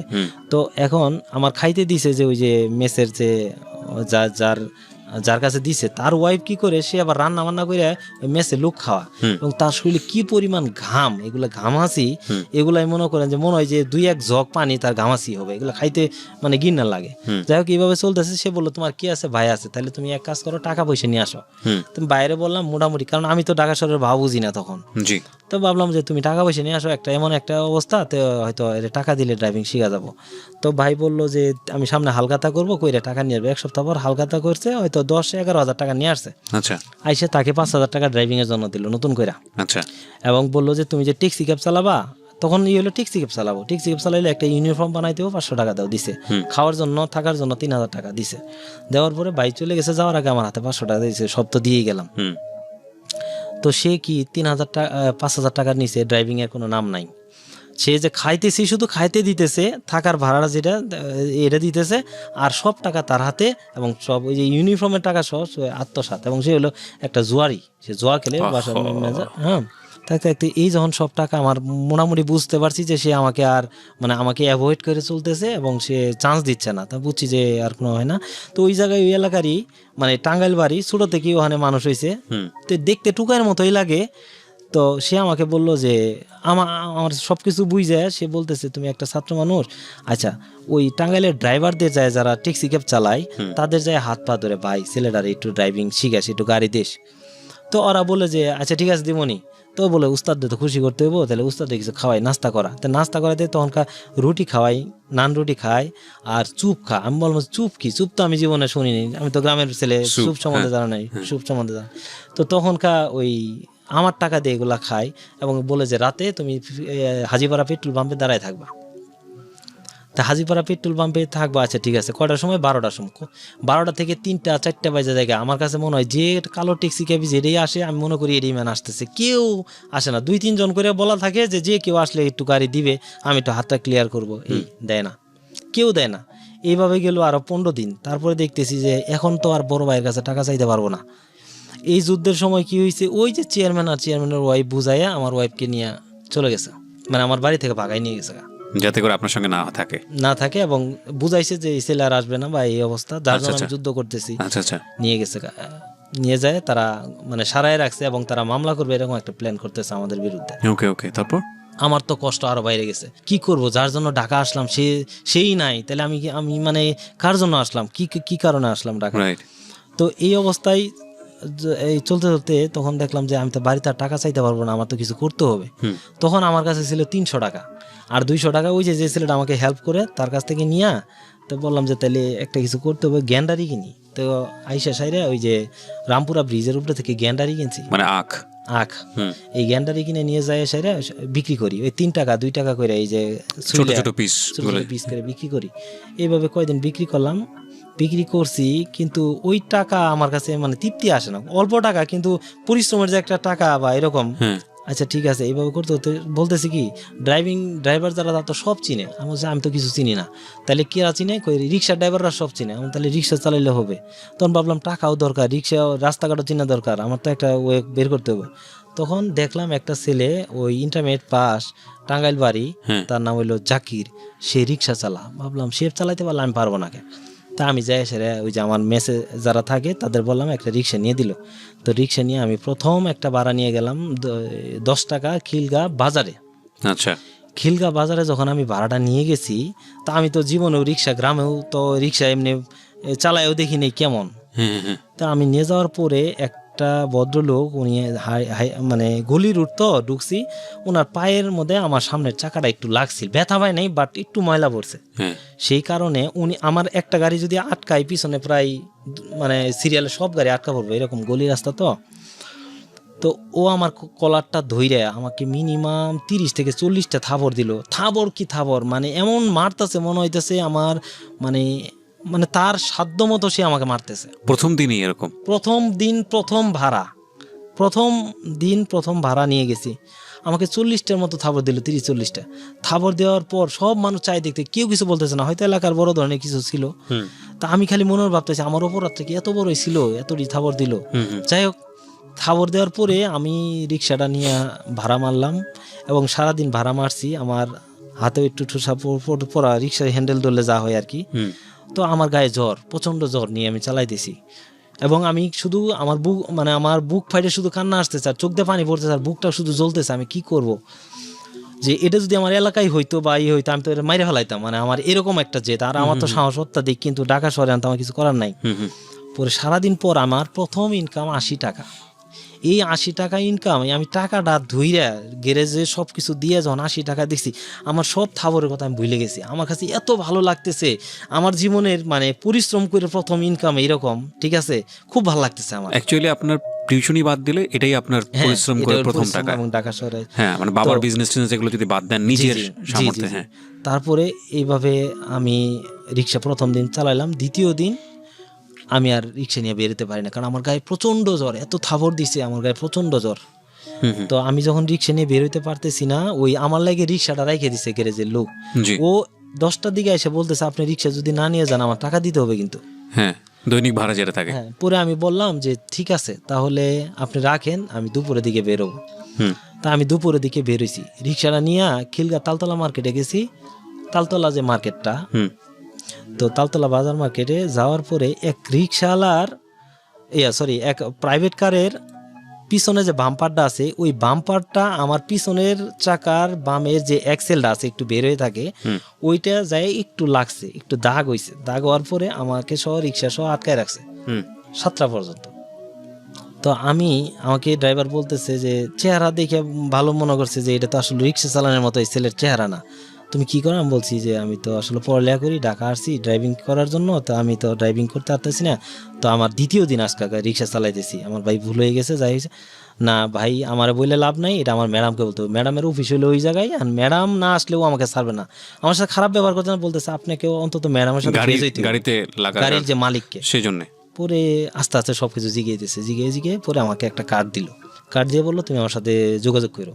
তো এই কার্ডটা নিয়ে গেলাম, ঠিক আছে, আমি ওই দিন ভাড়া মারলাম এবং 100 টাকা সে আমাকে দিয়ে গেছে যাওয়ার সময়, 100 টাকাও দিছে।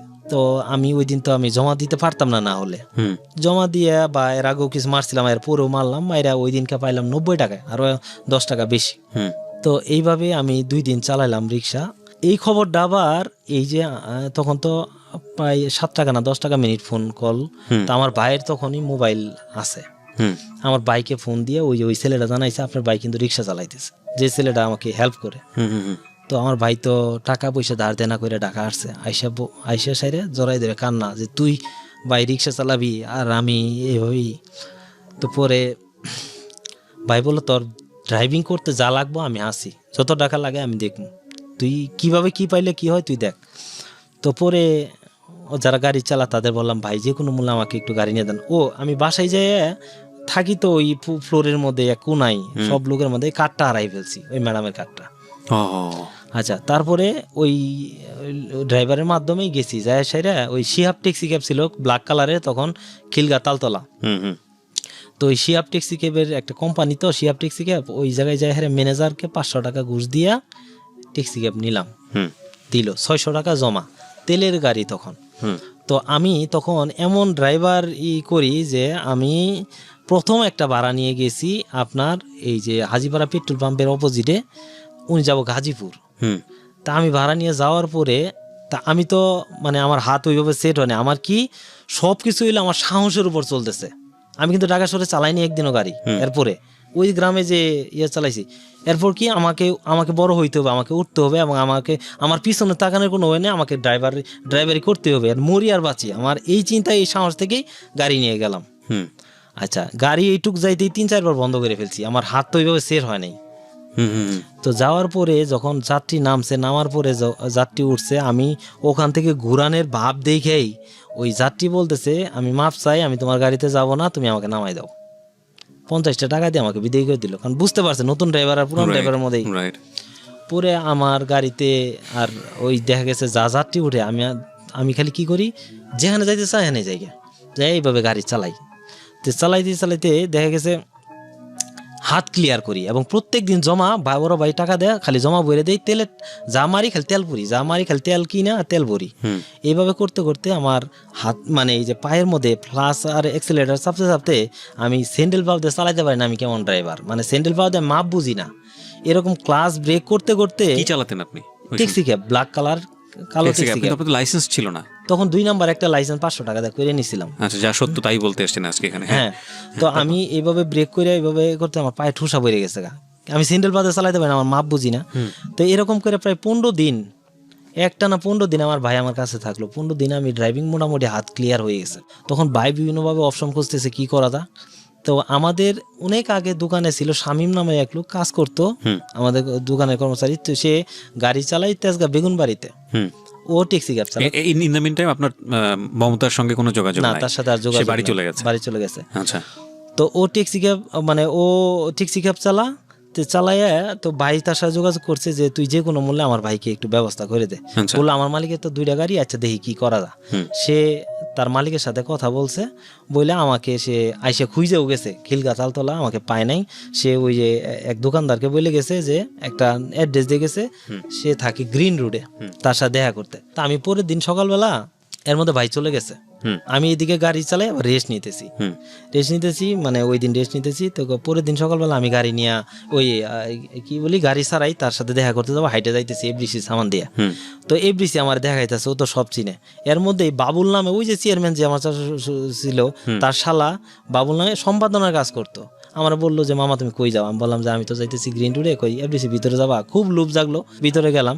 যাওয়ার পরে এই গেট পাশ আনছে একজনের, তো একজনের তো ওই আমার সাথে লোককে রেখে তো যাইতে পারি না, ওরে আমি দিলাম। এর মধ্যে এক লোক আমাকে বলে কি শুটিং করবেন, আমাকে এই রে শুটিং করবা, এইভাবে ডাকি না বলতেছে। আমি বললাম আসছে দিলাম কি শুটিং করবা কিনা এটা বলো। আমি বললাম করবো। ওই চলো ভিতরে নিয়ে গেছে। যাওয়ার পর তখন পাল্টা আক্রমণ, শাকিব খানের একটা সিনেমা পাল্টা আক্রমণ ছবি। যাওয়ার পরে পুলিশের পোশাক দিছে, আমার সাথে আরো 4-5 জন ছিল, পরে আরো 2-3 জন ছিল, মানে 6-7 জন মিলে ছিল। তো পুলিশের পোশাক পরে তাকে ধাওয়া করতে হবে, পাল্টা আক্রমণ ছবির নাম হলে পাল্টা আক্রমণ, তাকে ধাওয়া করতে হবে। ওই যে পায়ের ছবি, পুলিশরা বুট নিয়ে দৌড়া যাইতেছে, আবার একসাথে দৌড়া যাইতেছে, ওই উপরে ছাদে নিচে, এইভাবে অনেক শুটিং হওয়ার পর আমি বললাম যার দেখা করতে, তার সাথে দেখা হইলো না, আমি কি শুটিং এর মধ্যে বইরা আছি। এর মধ্যে 3 জনকে আমাদের রাখছে, আমাকে সহ, যেই ভাল লাগছে যে এই ছেলে তুমি থাকো, রুবেলের সাথে একটা শুটিং আছে, তোমরা 3 জনে থাকো। আমি একজনকে বললাম ভাই আপনি কি করবেন শুটিং? কই কেন আপনি করবেন না? কই আমার তো বাদ দিছে, আমার দূরে নাম নেই এগুলা। তার কাছে দিয়ে আমি আইসে তার সাথে দেখা কইরা, কারণ আমার তো যার সাথে দেখা করতে গেছি এটা তো স্বার্থপর হবে না, শুটিং করতে তো আমি যাইনি। তো আমি আইসা পড়ছি, যে আইসা পুরো মামার সাথে দেখা করে আমি গ্রিন রোডে আসলাম, তার সাথে কথা বললাম। তো সে তেজগাঁ বেগুন বাড়িতে নিয়ে গেল। তেজগাঁ বেগুন বাড়ি মামুন নামে একজন ভাই ছিল, তার ট্যাক্সি ক্যাব। তো যাই পরিচয় দিল, সে আমার উস্তাদ, আমাকে পরিচয় দিল তার আমি উস্তাদ, অথচ আমি তো নতুন। তো ঠিক আছে ভালো। তে আমাকে আবার বলছে যে পড়ালেখা করে কি বলে ইন্টারমিডিয়েট পরীক্ষা দিছি, তখন রেজাল্ট দিব সময় হয়ে আসছে।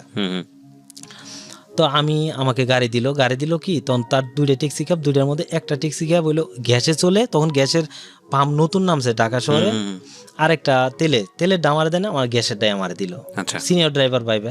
তা আমি চালাই, আস্তে আস্তে বুঝতে পারছে, কিন্তু তারা আমার অনেস্টি দেখে, এবং আমি যে একটা স্টুডেন্ট মিথ্যা কথা বলি না, ড্রাইভার না মিথ্যা কথা বলে, সবকিছু মিলে তার ভালো লাগছে। এক পর্যায়ে সে আমাকে দিয়েছে প্রাইভেট চাকরি নিল, আইসা বললো 2টা গাড়ি আমার দায়িত্বে। আচ্ছা, 2টা গাড়ি আমার দায়িত্বে, আমি একটা চালাই, আরেকটা যে ড্রাইভার চালায় তার সমস্ত কিছু দেখভাল আমি করি। এবং রাতে আমি মেসে থাকি না, তাদের একটা ওই যে একটা ওয়ার্কশপ আছে, এখানে ঘুমাই, কিন্তু ওরা কাজ করে সকালে রাত 12টা। এখন তো মোটামুটি একটা অবস্থায় চলে আসছেন, তখন বাড়ি যাননি, মমতার খোঁজ নেননি? তখন বাড়িতে গেলাম। তো এই অবস্থায় আমি তখন বাড়িতে গেলাম, আমার রেজাল্ট দিব এই কথা শুনে আমি গেলাম। যাওয়ার পরের দিন আমার রেজাল্ট দিল এবং আমি পাস করলাম। আচ্ছা। ও এর মধ্যেই আবার এসএসসি রেজাল্টটাও দিছে, এসএসসিতেও পাস করলাম, ইন্টারমিডিয়েটও পাস করলাম। বাড়িতে গিয়ে তো মমতার খোঁজ করার কথা, কি হলো? না, আমি বাড়িতে গেছি রেজাল্টের জন্য, তো রেজাল্ট তো নিবই, এবং যেটা উদ্দেশ্য সেটা তো দেখবো। তো বাড়িতে যাওয়ার পর যখন মমতাদের বাড়িতে, তখন ওরা আর মামলা করে নাই, তো আমি রেজাল্ট পাইলাম, পাস করছি, সেও অনেক খুশি। এর আমি তাদের বাড়ির পাশে, আবার আমাদের ঘরের পাশে একটা মেয়ের বিয়ে হয়েছে, এসে কথা বলে সবকিছু বলে অনেক খুশি। তো সে আমার সাথে দেখা করার জন্য পাগল হয়ে আছে, কিন্তু আমি তার সাথে একটু রাগ করে আছি। কিন্তু সবাই বলে যে এভাবে চলে গেল, তোর বিপদের সময় চলে গেল, তুই কি করবি? আমি বলছি, তো সে আমার সাথে দেখা করার জন্য মানে অস্থির, কিন্তু অনেকে অনেক কথা বলতেছে, এবং আমার গার্ডিয়ান বলতেছে ওই মেয়েকে আর নেবো না। আচ্ছা। তো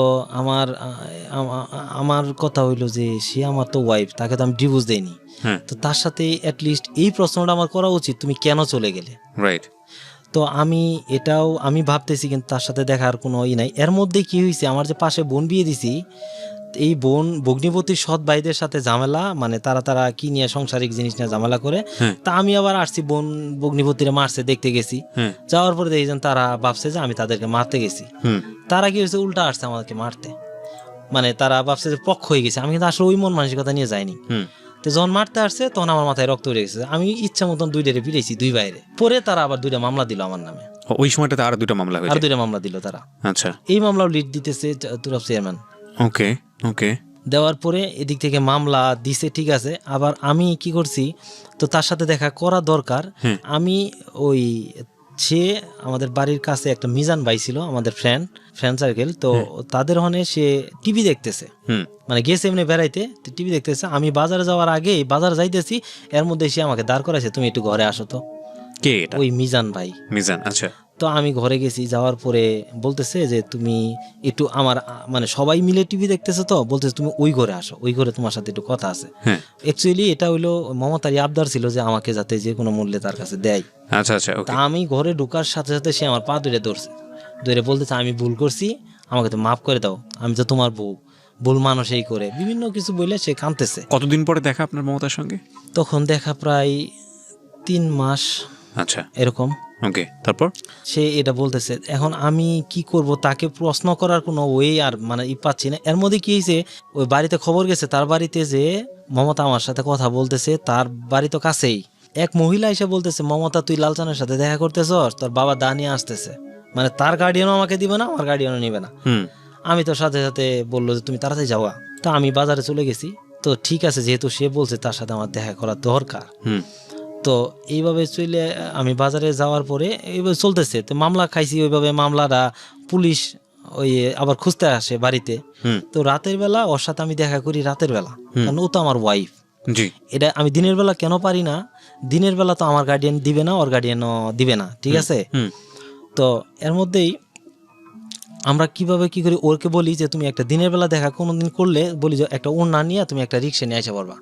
তো ওই আমাদের সরকারি কলেজ মাঠের ওখানে থাকি, তো উড়না নিয়ে যাওয়ার সাথে সাথে ও ওই উড়না দিয়া রিক্সাটা বাঁধে, হুড বাঁধে, আগের অনেক আগের এইভাবে যাইতো। তো ও বাই দেয়, ওর মাঝখানে ও যা। তা আমি কি করি, কাছাকাছি গিয়ে যাওয়া মাত্র খালি উড়নাটা ওঠা, আমি ভিতরে ঢুকে বলি, ভিতরে ঢুকে দুইজনে অন্য থানায়, তখন তো আমার কাছে মোটামুটি টাকা পয়সা যাই যতটুকুই পারি একটু করে ইনকাম করি, তো অন্য থানায় বিভিন্ন জায়গায় ঘুরি। আমার 2-3টা রিক্সালা এরকম বাঁধানো ছিল, এইভাবে তার সাথে মুভ করতে করতে গল্প করতাম অনেকে। একদিন একটা মজার ঘটনা হচ্ছে, আমার যে শ্বশুর সে গেছে ইসলামপুর, আমার রিক্সাও গেছে ইসলামপুর। তখন রিক্সাওয়ালা এলাকার হিসেবে তার নানা হয়। তা আমার শ্বশুরে তারা বলতেছে, কিরে এই জামানায় তো এরকম বউ দেখি নেই যে হুট বাইদা যাইতেছে, কোত্থেকে নিয়ে এলি, আমাদের গ্রামের কেউ? আমার শ্বশুর বলতেছে, ঠিক আছে। তো ও তো হত, মানে ও কি বলবো কোনো, আমি বললাম তুমি তাড়াতাড়ি যাও, ও গেছে গা। যাই হোক, তো এইভাবে আবার রাতের বেলা দেখা করতাম কিভাবে, সে তো আমার ওয়াইফ, আমি ওই পিছন দিয়ে আসতাম, আইসা ওই যে ধান খেত ই করে। তো আমরা বসে সময় কাটাইতাম কিভাবে, সারা রাত জ্যোৎস্না দেখতাম, সারা রাত বসে বসে জ্যোৎস্না দেখতেছি, কিভাবে সময় যেতে চাই না। পাশে হইলে আমাদের জাহানালতি মহিলা কলেজ, এখান থেকে ঘন্টার পর যে বেল বাজতেছে, মনে হইতেছে যে 5 মিনিট পর পর বাজতেছে বেল, এরকম 1 ঘন্টা পর যে বেলটা দেয়। তো এরকম ভাবে সময় যাইতেছে। মানে স্ট্রেঞ্জ বলবো না আমি, মানে এদের দুইজনের মধ্যে এখন পর্যন্ত যতটুকু শুনেছি অসাধারণ, মানে এত অভাব, এত ঝামেলা, এ লোকের নামে 5টা মামলা তখন, এবং এত কিছুর মধ্যেও অদ্ভুত শক্তি ছিল, প্রেমের শক্তি, নিঃসন্দেহে অবাক হচ্ছি, মানে এই যুগে এটা খুব বিরল। যাই হোক, বলেন তারপর। পরে আমরা এইভাবে জ্যোৎস্না দেখতাম, আর আবার কি করতাম, দুইজনের দিক চায় কানতাম, জ্যোৎস্নার দিক চায় কানতাম, মানে আমাদের মাঝে বাধা এখন গার্ডিয়ান, মানে এরকম যে কি করা যায়। তো এইভাবে দেখা সাক্ষাৎ করতে করতে একদিন আমরা বসে আছি, একটা ঘটনা বলি, একটা বসে আছি, পাশের বাড়ির লোক, কুয়া আছে না, আগের যে কুয়া থাকে, আমাদের পিছনে হলো কুয়া, আমরা জ্যোৎস্না রাত একদম দিব্যি জ্যোৎস্না, আমরা বসে বাজারের নিচে বসে দুইজন গল্প করতেছি, আমাদের জাস্ট 10 গজ পিছনে ওই বৃদ্ধ মহিলার লোক কুয়া থেকে পানি তুলতেছে, আমরা গল্প করতেছি দিব্যি, কোনো হুশ নাই, চাই দিয়ে এরা পানি তুলতেছে। পরে আমরা কি করলাম, দৌড় দেওয়া যাবে না, তো বলছি শুয়ে পড়ি চলো। তে দুইজনে এমন ভাবে শুয়েছি যে ওই দিক চাইলে বুঝতে পারবে যে দুইটা মানে কি শুয়ে আছে, ওইভাবে করতে পারবে না, কিন্তু শুয়ে পড়ছি একদম কাছে, তারা আমাদের দেখে নাই। তো এইভাবেই তো চলতেছে, চলতে একদিনের একটা ঘটনা বলি। তো এইভাবে আমি যাই, ও কি করে রাতের বেলা আমার লাগে ভাত রাখে, আমি তখন বাড়িতে ঘন ঘন যাওয়া ধরছি, বাড়িতে ঘন ঘন এই জন্য যাই, দিক দিয়ে ড্রাইভিং করি। ও এর মধ্যে আমার অনার্সের ফর্ম ছাড়ছে, তা আমি পড়ালেখা করবো না, আমার আর চিন্তাও নাই এটা। এর মধ্যেই আমার কামাল ভাই নামে একটা লোক আছে, তার বাড়ি হচ্ছে নোয়াখালী, সে যে মেসে থাকি বেগুনবাড়িতে, কুতুবের ম্যাচে, সেই ম্যাচে উনি আমাকে ইন্সপায়ার করলো যে তুমি পড়ালেখা করো, তো তুমি পারবা। আমি বললাম আমাদের সম্ভব ভাই, কথা সম্ভব। সে পরে তিতুমির থেকে ফর্ম উঠাই দেয়, আমি পরে তিতুমির থেকে অনার্স, মানে আমি ফর্ম উঠাই আর কি, এর মধ্যেই ভর্তি হইনি আর কি, ফর্ম উঠাই পরীক্ষা দিছি। তো এর মধ্যে কি হয়েছে, আমি একদিন রাতে দেখা করতে গেছি, যাওয়ার পরে ও ভাত রাখতো, ও খাইতো না, বললো যে পরে খাবো, ঠিক আছে। ও আর ওর ওই যে কাজিন একই সাথে ঘুমাসতো। আচ্ছা, তা আমার শরীরে খুব খারাপ লাগতেছে। ও বলতেছে কি তুমি এক কাজ করো, তুমি আইসা আমাদের ঘরে শো। আমি বললাম প্রশ্নই আসে না, তোমার গার্ডিয়ান হয়তো তাকেও মাঝে মধ্যে অবিশ্বাস করি যে হেও কি আটকাই দিতে পারে কিনা, ঠিক আছে, ভালোবাসি ঠিক, কিন্তু মানে বিশ্বাসটা আসতেছে না এরকম। আমার কথা হইলো দেখি গার্ডিয়ানের মাধ্যমে যা হয়। পরে কি হয়েছে, আমি রাতে যাই সেরে মশারি, তো ওখানে আমি শুইছি, ওর বান্ধবী পাশে, ও মাঝখানে, আমি এই সাইডে শুয়ে গেঞ্জিটা খুইলে শুইছি, শুয়ে তো আমি ঘুমাই গেছি। ওর মা কি করছে, রাতের বেলা যায় বলতেছে মমতা দরজা খুল। তার আমি নিশ্চিত যে সে জানে আমি এই ঘরে আছি। তা আমি ভয়, এন কই যাব, এন আমি তো তাদের জামাই, তারা মাইনে নেয় নাই বা নিবে না, ওইটা আলাদা ব্যাপার। আমি কই যাব, আমি দিক বিক না পাই খাটের নিচে ঢুকে পড়ছি। খাটের নিচে ঢুকছি আমি, এখন মানে হাসিও আসে, কষ্টও লাগে। তার মা ঘরে গেছে, যাওয়ার পর হয়তো ওই দিনকে মাংস রান্না, মানে মাংস জাল দিয়ে রাখে না গ্রামে, তখন ফ্রিজ, তাদেরও ফ্রিজ তখন নাই, হ্যাঁ। তো বিড়ালে হয়তো আওয়াজ দিছে, ওর মা ঘর থেকে আসছে। তো এর মধ্যে কি হয়েছে, ওই গেঞ্জি রেজা আমার পইরে গেছে, ও গেঞ্জিটা পাড়া দিয়ে ধরছে। আমি যে গেঞ্জি তো দেখে ফেলবে, আমি নিচ থেকে গেঞ্জির ফুটকে টান দিছি, টান দিয়ে তার মা ওই দিনকে বাঁচলাম গেল গা। আমি তো বের ওই দৌড় আইসা পড়ছি, তার মা যাওয়া দেরি। আর আমি হচ্ছে যে সম্পর্ক যতই থাক, যাই কিছু হোক, আমার ফ্যামিলি তো দেখলে তো এটা আরো বেশি খারাপ হবে। আমি কোনো কিছুই শুনি নেই, ও বলছে তুমি একটু কথা শুনো না, আমি কথা শুনি আইসা পড়ছি। আর কয়েকদিন দেখা করি, আমি ঢাকা আসছি, ঢাকা এসে অনার্সে ভর্তি হয়েছি। অনার্সে কোথায় ভর্তি হলেন? অনার্সে এই যে আমি তিতুমির থেকে পরীক্ষা দিয়েছিলাম, আমি 2,500 মনে স্টুডেন্ট নিছিল, 8-10,000 পরীক্ষা দিয়েছিলাম। আমি তখন 49তম স্থান ছিল আমার। আমি ভর্তি হয়ে, এদিকে আপনি ড্রাইভিংও করছেন, এদিকে আপনি তিতুমিরে পড়াশোনা করছেন। হ্যাঁ, পড়াশোনা করতেছি। ভর্তি হয়ে তখন আবার বাড়িতে গেছি। বাড়িতে যাওয়ার পরে তাকে নিয়ে আমি ঘুরতে গেছি, ওই যে ওইভাবে হুট বেঁধে রিক্সায় নিয়ে আমি গেছি ইসলামপুর। আমার বড় ভাই বিয়ে করছে ইসলামপুর, তো আমার ভাবি গেছে ওখানে, ভাবিকে নিয়ে আসা খুব জরুরি। ভাবিকে নিয়ে আসতে গেছি, বাড়ি যাই দেখি নেই ভাতিজা ওখানে। তো আমি ভাবিকে নিয়ে আসতে গেছি, ঠিক ভাবি আসবো, কিন্তু আমি যাই থাকবো, নিয়ে আসবো, এটাই তো স্বাভাবিক, একদিন থাকবো অন্যথা নাই। তা আমি যাই একটা অস্থিরতা দেখাইছি, এবং ভাবি ছিল মমতাকে রেখে গেছিলাম ওদের ইসলামপুর যে ধুবারচর একটা এলাকা, সিরাজাবাদ, ওই বাজারে রেখে গেছি। যে তো ওই ভাবি আবার আমার ওয়াইফকে চিনতো, ও দেখছে রিক্সার মধ্যে বসা মমতা। তা আমি ভাবির ওখানে যাই, তাড়াহুড়া করতে যাই, আপনি যাবেন না? আমার কথা হলো না আসলেই ভালো, কিন্তু জাস্ট ফর্মালিটি মেনটেন করতে গেছি। সে বলতো তুমি থাকো, আমি তো তোমার সাথে যাবো। আমি তাকে বলছি না, তাহলে আমি যাই, আপনি আইসেন, আমার কাজ আছে। তো এটা তার মধ্যে একটু সন্দেহ, এবং তার ভাবি যায় বলছে যে ও তো মমতাকে দেখলাম ওই বাজারে, ও তো বলছে তাহলে তো মমতাকে নিয়ে আসছে। এই যে ধরাটা খাইলাম যে ওখানে যে মমতাকে নিয়ে, মমতার সাথে আমার সম্পর্ক আবার চলতেছে। বাড়ি থেকে জানলো, পরে আমি আসছি ওকে নিয়ে বাড়িতে আসার পরে ওর বাড়িতে যে ওকে এগুলা সব জানাজানি হয়ে গেছে গা, এবং সন্ধ্যা হয়ে গেছে গা, সে বলতেছে আমাকে বাড়িতে কিন্তু তুলবে না, মানে আজকে সন্ধ্যা হয়ে গেছে গা, এটা কিন্তু আব্বা জানাজানি হয়েছে। তো বাড়িতে যাওয়ার পরে তার বাবা তাকে বাড়িতে তুলে নাই, এবং তার বাবার ভয়ে সে পাশে তার ফুপুর বাসা ওখানে আছে। আমি বাজার কইরা ভাইয়ের সাথে কথা বলে আমি বাজার কইরা আসতেছি। তা আমি যে আসতেছি, সে দৌড়ায় যায় আমার রিক্সার সামনে দাঁড়াইছে, তাদের বাড়ির সামনে। তুমি কোথায় যাও, তুমি আমাকে নিয়ে যাও, ঠিক আছে, তুমি আমাকে নিয়ে যাও, আমি কোথায় যাও, আমি তো বাড়িতে ঢুকতে পারতেছি না। তা আমি তাকে বললাম যে আমি কি করব, তুমি একটু ধৈর্য ধরে থাকো, দেখি কি করা যায়। তারে কোনো মতে আমি বুঝাই, আমি রিক্সাটা বলছি তাড়াতাড়ি যাও। বাড়িতে গেছি, মারে বলছি মা ভাত দাও, আমি এক জায়গায় যাবো। মা কেন জানি বিশ্বাস করছে যে আমার, কিন্তু তোকে বিশ্বাস হইতেছে না, তুই মনে কোনো অঘটন ঘটাইছস। হ্যাঁ, তো তুই এরকম করতেছ, ঢাকা চলে যাবে। আমি বলছি যে গ্যারেজের মালিক ফোন দিছে, গাড়ির মালিক, তো তাড়াতাড়ি যাইতে হবে। তো মা বলতেছে যে মার মনে সন্দেহ একটা। তা আমি এটা বইলে আসছি বাজারের মোড়ে, ওই যে ছোট বাজার, তো বাজারের মোড়ে এক সেলুনে সবাই আড্ডা দিতেছে, আমি সেলুনে ঢুকছি, যে মা তার চুল টুল দেখতেছি, দেখতে দিয়েছে আমার পিছনে এসে দাঁড়ায় আছে। আমার বলতেছে তুমি কোথায় যাচ্ছ, তুমি ঢাকা যাচ্ছ, তুমি আমাকে নিয়ে যাও। আমি বলতেছি কি করব, আমার বন্ধু রাজ্জাকের কথা শুনে আমি বললাম বন্ধু তুই আমার বাসায়, এই মুহূর্তে কি করবো আমি। তো সে কি করলো যে আচ্ছা আপনি আসেন, আপনাকে এখানে তো বাজারে তো মানুষজন জমা হয়ে যাবে, আমি ব্যবস্থা করতেছি। হ্যাঁ, বইলে ও অন্য একটা রাস্তা ছিল, ওই যে নবাব আলী যে ইয়ের দিক, তো ওইদিকে রাস্তায় হাঁটতেছে, আমি উল্টা দিকে আইসা এখন আমি তো পলায় আছি, আমি কি করব? কারণ এই দিক থেকে হয়তো অনেকে ভাববে যে ভালোই বাসেন তো এরকম পলায় আছেন কেন। পলায় থাকার কারণ হচ্ছে আমি ফ্যামিলির কাছে, মানে আমি আমার ভাইয়ের কাছে দায়বদ্ধতা। আমি যদি বাবার টাকায় মানুষ হতাম তাহলে আমার মাঝে অতটা হতো না। আমি ভাইয়ের কাছে মানুষ, এবং আমার ভাইয়ের এখানে যদি কিছু করি এবং ভাইয়ের অবাধ্য হই, অনেক কিছুই হইতেছে। ভালোবাসি ঠিক আছে, আমি চাইতেছি একটা পর্যায় হোক, পর্যায়ক্রমে তাকে আমি নেব। পালাইছি তখন ও আমার বন্ধুকে ছাড়তেছে না, আপনাকে ছাড়বো না, আপনি তাকে বা করে দিছেন, সরাই দিছেন। সে আবার কি করছে, আমাদের বাড়ির দিক নিয়ে যায়, আমাদের বাড়ির কাছে ওই যে আক্কাস, যে ওই যে প্রথম গাজীপুরে এসে যার ওখানে ছিলাম, তাদের বাড়িতে নিয়ে রাখছে, মানে তাদের বাড়িতে নিয়ে গল্প করতেছে। তারপর সে ওই বাড়ি থেকে আমাদের বাড়িতে আসতে ধরে, তো পরে আমার মা আর আমার জেঠিমা আসতে দেয় না। পরে রাস্তার ভিতরে একটা বার্জার ছিল, বার্জারে সে তাকে বাইরে রাখে। কে বেঁধে রাখে? আমার মা আর আমার জেঠিমা, যাতে সে আসতে না পারে, কারণ এর আগে সে চলে গেছিল সেই কারণে। পরে সে তাকে অনেক মোটামুটি ভাবে মারধর করে, সে অনেক কান্নাকাটি করে, এগুলো এলাকার সবাই রাস্তার ধারে বাইরে রাখছে, দেখছে। পরে বাধ্য হইয়া ওই বাড়িতে উঠানে রাতের বেলা একটা মিটিং বসলো, মিটিং বসে বললো যে ছেলের দোষ না থাকলে তো মেয়ে আসতে পারে না। তো ফাইনালি আমাদেরকে বললো যে ওই বাড়িতে, শ্বশুর বাড়িতে দেওয়া যায় কিনা, কারণ ছেলে কি করে খাবে, বা তো ওইভাবে ইনকাম এখনো শুরু হয়নি। পরে আমাদেরকে শ্বশুর বাড়ি মাইনে নিবে না। সকালবেলা বাড়ি জোর করে এক পর্যায়ে আমরা উঠলাম, ওঠার পর শ্বশুররা মাইনে নিল। মাইনে নেওয়ার পর আমি তাদেরকে রেখে ঢাকা আসলাম, কিন্তু আমার ফ্যামিলি থেকে টোটাল বিচ্ছিন্ন। আমার ফ্যামিলি কেউ বলে না যে তারা ওই মেয়ের সাথে সম্পর্ক করলে তারা ঠিক রাখবে, মানে আমার সাথে সম্পর্ক থাকবে না। তা আমি অনেক বুঝাইছি গার্ডিয়ানকে, কেউ বুঝা নাই। পরে আমি বাধ্য হয়েছি গার্ডিয়ানের হইয়া পরে বাধ্য হয়েছিলাম আমি একটা ডিভোর্স দিতে।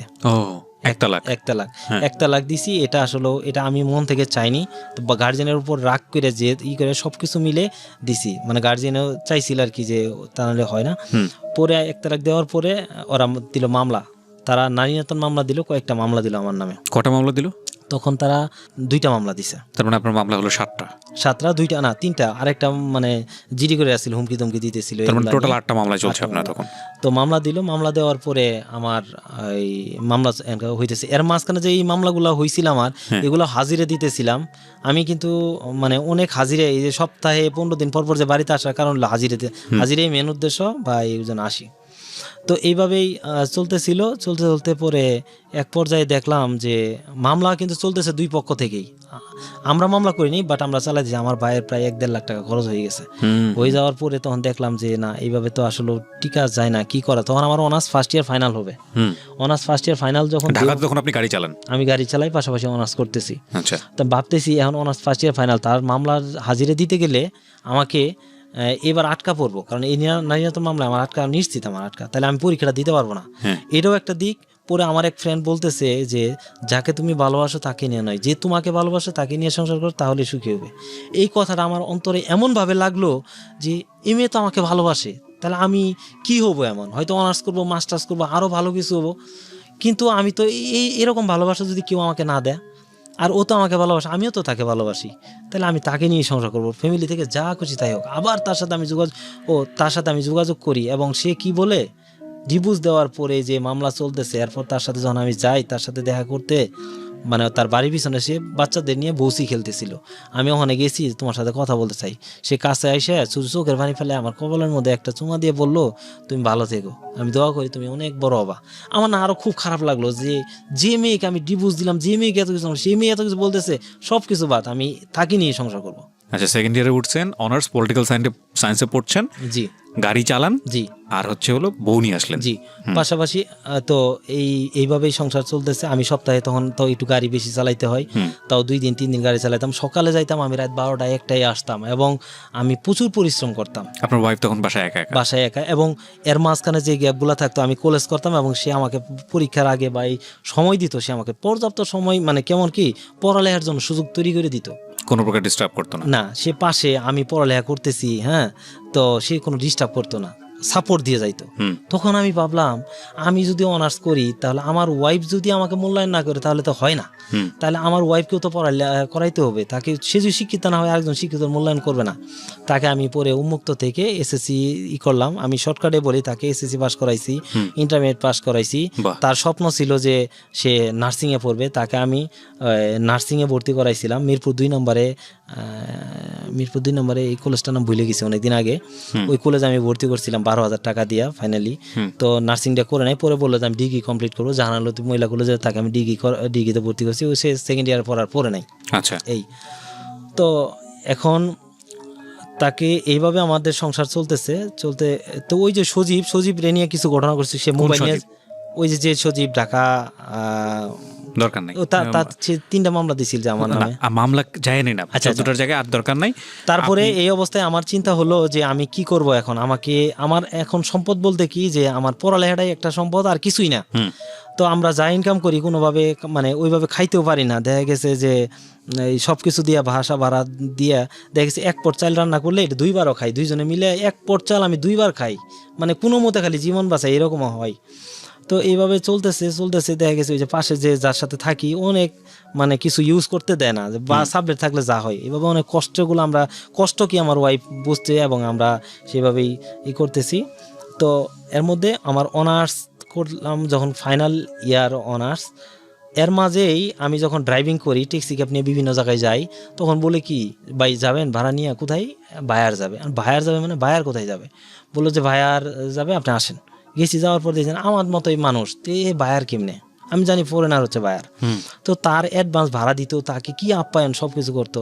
তো তাদেরকে জিজ্ঞেতাম, ভাই আপনারা যে পোস্টে চাকরি দেখি কয়, এটা হইলো মার্চেন্ডাইজিং, এটা করতে গেলে আপনি এইগুলা ড্রাইভার মানুষের জিগেন না। একজন এক মন্তব্য করতো।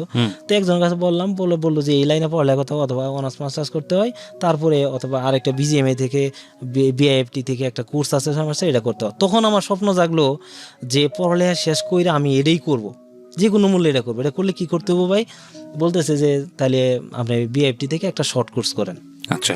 তো আমি তখন ড্রাইভিং করে কষ্ট করে আমি 30,000 টাকা জমাইলাম যে আমি এটা করব। তো 30,000 টাকা জমাইলাম, তখন আমার অনার্স ফাইনাল ইয়ার পরীক্ষা দিতেছি। তো পরীক্ষা শেষ, আমি এটা ভর্তি হয়ে এই কোর্স করব। এর মধ্যেই তাজরিনের মালিক যে দেলোয়ার সাহেব, তুবা গ্রুপ আমাদের জামালপুরের, তো ওই জায়গায় আমাদের সোহাগ ভাই আছে, একজন কমার্শিয়াল লজিস্টিকে ছিল, আরেকজন কমার্শিয়ালে ছিল রেজাউল ভাই। তাদেরকে আমি এর মধ্যে ফোনে যোগাযোগ রাখি, ভাই আমাকে একটা ব্যবস্থা করে দিয়েন। তো মার্চেন্ডাইজিংয়ে, পরে বললো যে আশ্বাস দেয়া ঠিকই, তারাও চেষ্টা করে, ফাইনালি হয় না। ফাইনালি অনেক চেষ্টার পর ওখানে হয়েছে। আচ্ছা। মার্চেন্ডাইজিং হওয়ার পরে আমি এই যে সপ্তাহে কি করি, আমি ভাবলাম যে যেহেতু মার্চেন্ডাইজিং হয়েছে, আমার স্যালারি বললাম যে মার্চেন্ডাইজের স্যালারি কত? 5,000 অ্যাসিস্ট্যান্টদের। তো তখন আমাকে দিল একটা ম্যাডামের আন্ডারে, নাসরিন ম্যাডাম। তো নাসরিন ম্যাডামের আন্ডারে করি, তো 3 মাস হয়ে যায়, আমার কোনো স্যালারি পাই না। এদিক থেকে ওই 30,000 টাকা ছিল, এটা ভাঙ্গে খাইতেছি। আচ্ছা। তো আমার কোনো স্যালারি হয় না। তো এর মধ্যে আমার নামও ওঠে না। এর মধ্যে কি হয়েছে, তার কিছু মাল শিপম্যান এয়ার হয়ে গেছে, সে নিজের চাকরি বাঁচানোর কারণে সে আমারটাও বলতে পারতেছে না, চাকরি নিজেরটাও বাঁচে না। পরে 3 মাস পরে যখন আমি ওই যে সোহাগ ভাইকে নিয়ে যায়, সেটা MD দেলোয়ার স্যারকে বললাম, তাজরিনা মালিক, যে স্যার আমার তো এই তার আন্ডারে দিয়েছিলাম, আমার তো এখন নামও ওঠে নাই, আমি তো স্যালারিও পাই না। বললো তখন লোক দরকার ছিল, নিছি, এখন লোক দরকার নেই, আর তোমাকে নেবো না, আমার মার্চেন্ডাইজ দরকার নেই। আমার কি কান্না যে আমার স্বপ্নটা ভেঙে গেল। তাও আমি এটা আবার ওই ম্যাডামকে জানাই না, কারণ ম্যাডামকে জানাইলে ম্যাডাম বলবো আমার সাথে তুমি কাজ করতে পারবে না, তোমার তো MDর কাছেই গেছো। তো ওইভাবে আমার ওখানে মার্চেন্ডাইজ নেই। এই দিক থেকে আমি সপ্তাহে এই ডিউটি করতে হয়, এখানে 6 দিন। তো একদিন আমি গাড়ি চালাই।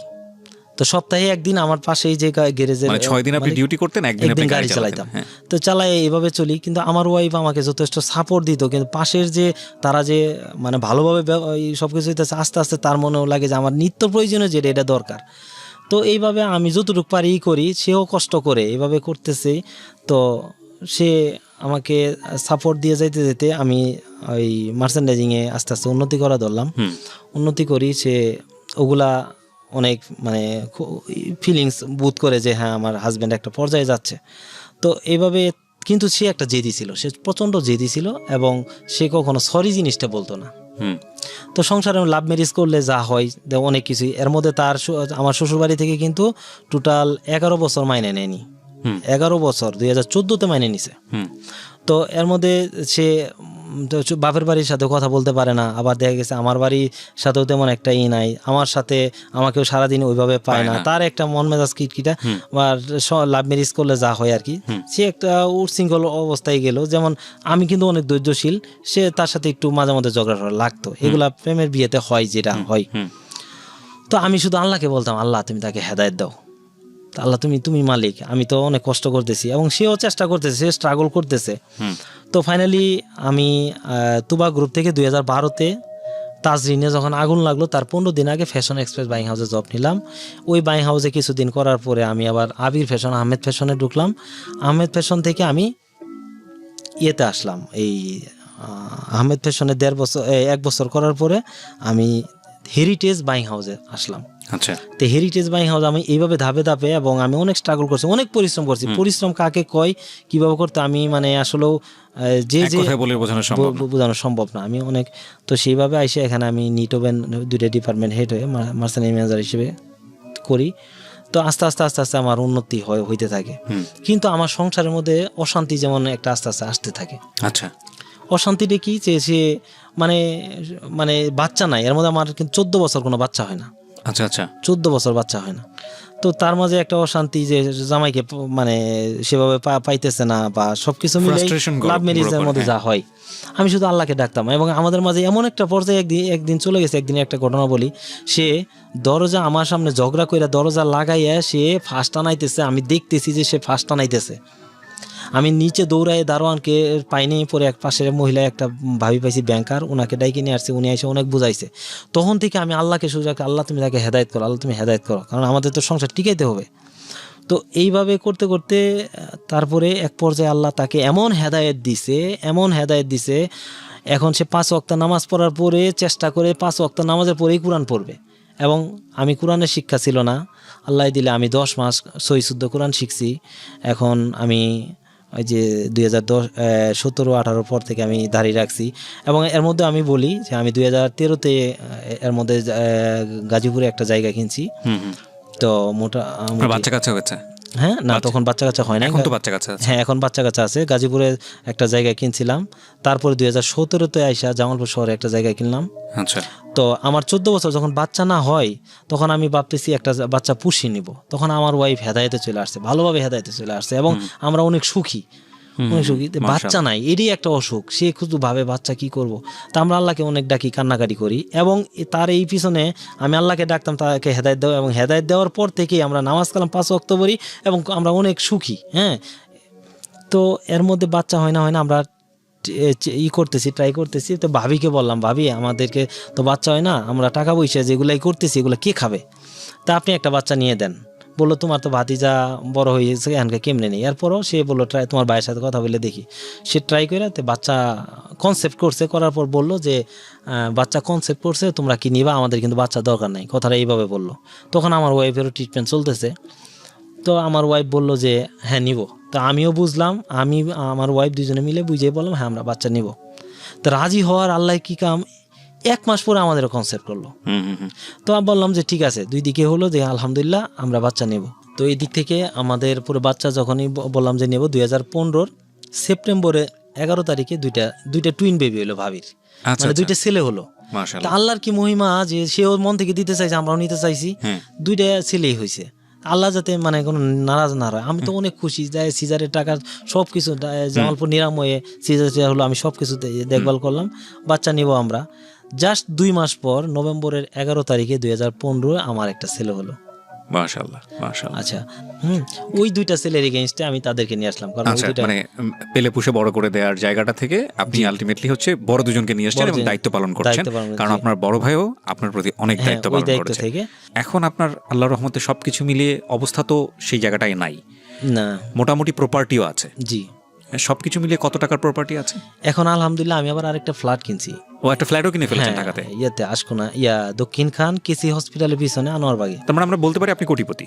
কোটিপতি কাছাকাছি, মানে কোটি টাকা না হলেও কাছাকাছি আর কি। হ্যাঁ, তো এবং আমি নিজে এখন একটা বাইং হাউসের মালিক। ও, আপনি নিজে একটা বাইং হাউসের মালিক? জি, আমি নিজে বাইং হাউসের মালিক। আমার আলহামদুলিল্লাহ এখন আমার প্রায় 10টা বায়ার, 10টা বায়ার বিভিন্ন কান্ট্রির। আপনার সামনে তো কোটি মানে আপনি কোটিপতি না, কিন্তু কোটির সম্ভাবনা এটা আল্লাহ ই করবে। এবং আপনার জীবনে খুব র্যাডিক্যালি যে চেঞ্জটা, সেটা হচ্ছে লাস্ট 2 ইয়ার্সে। আপনি যেটা বলছিলেন যে আপনার নিজের স্যাটিসফ্যাকশনের জায়গাটা থেকে।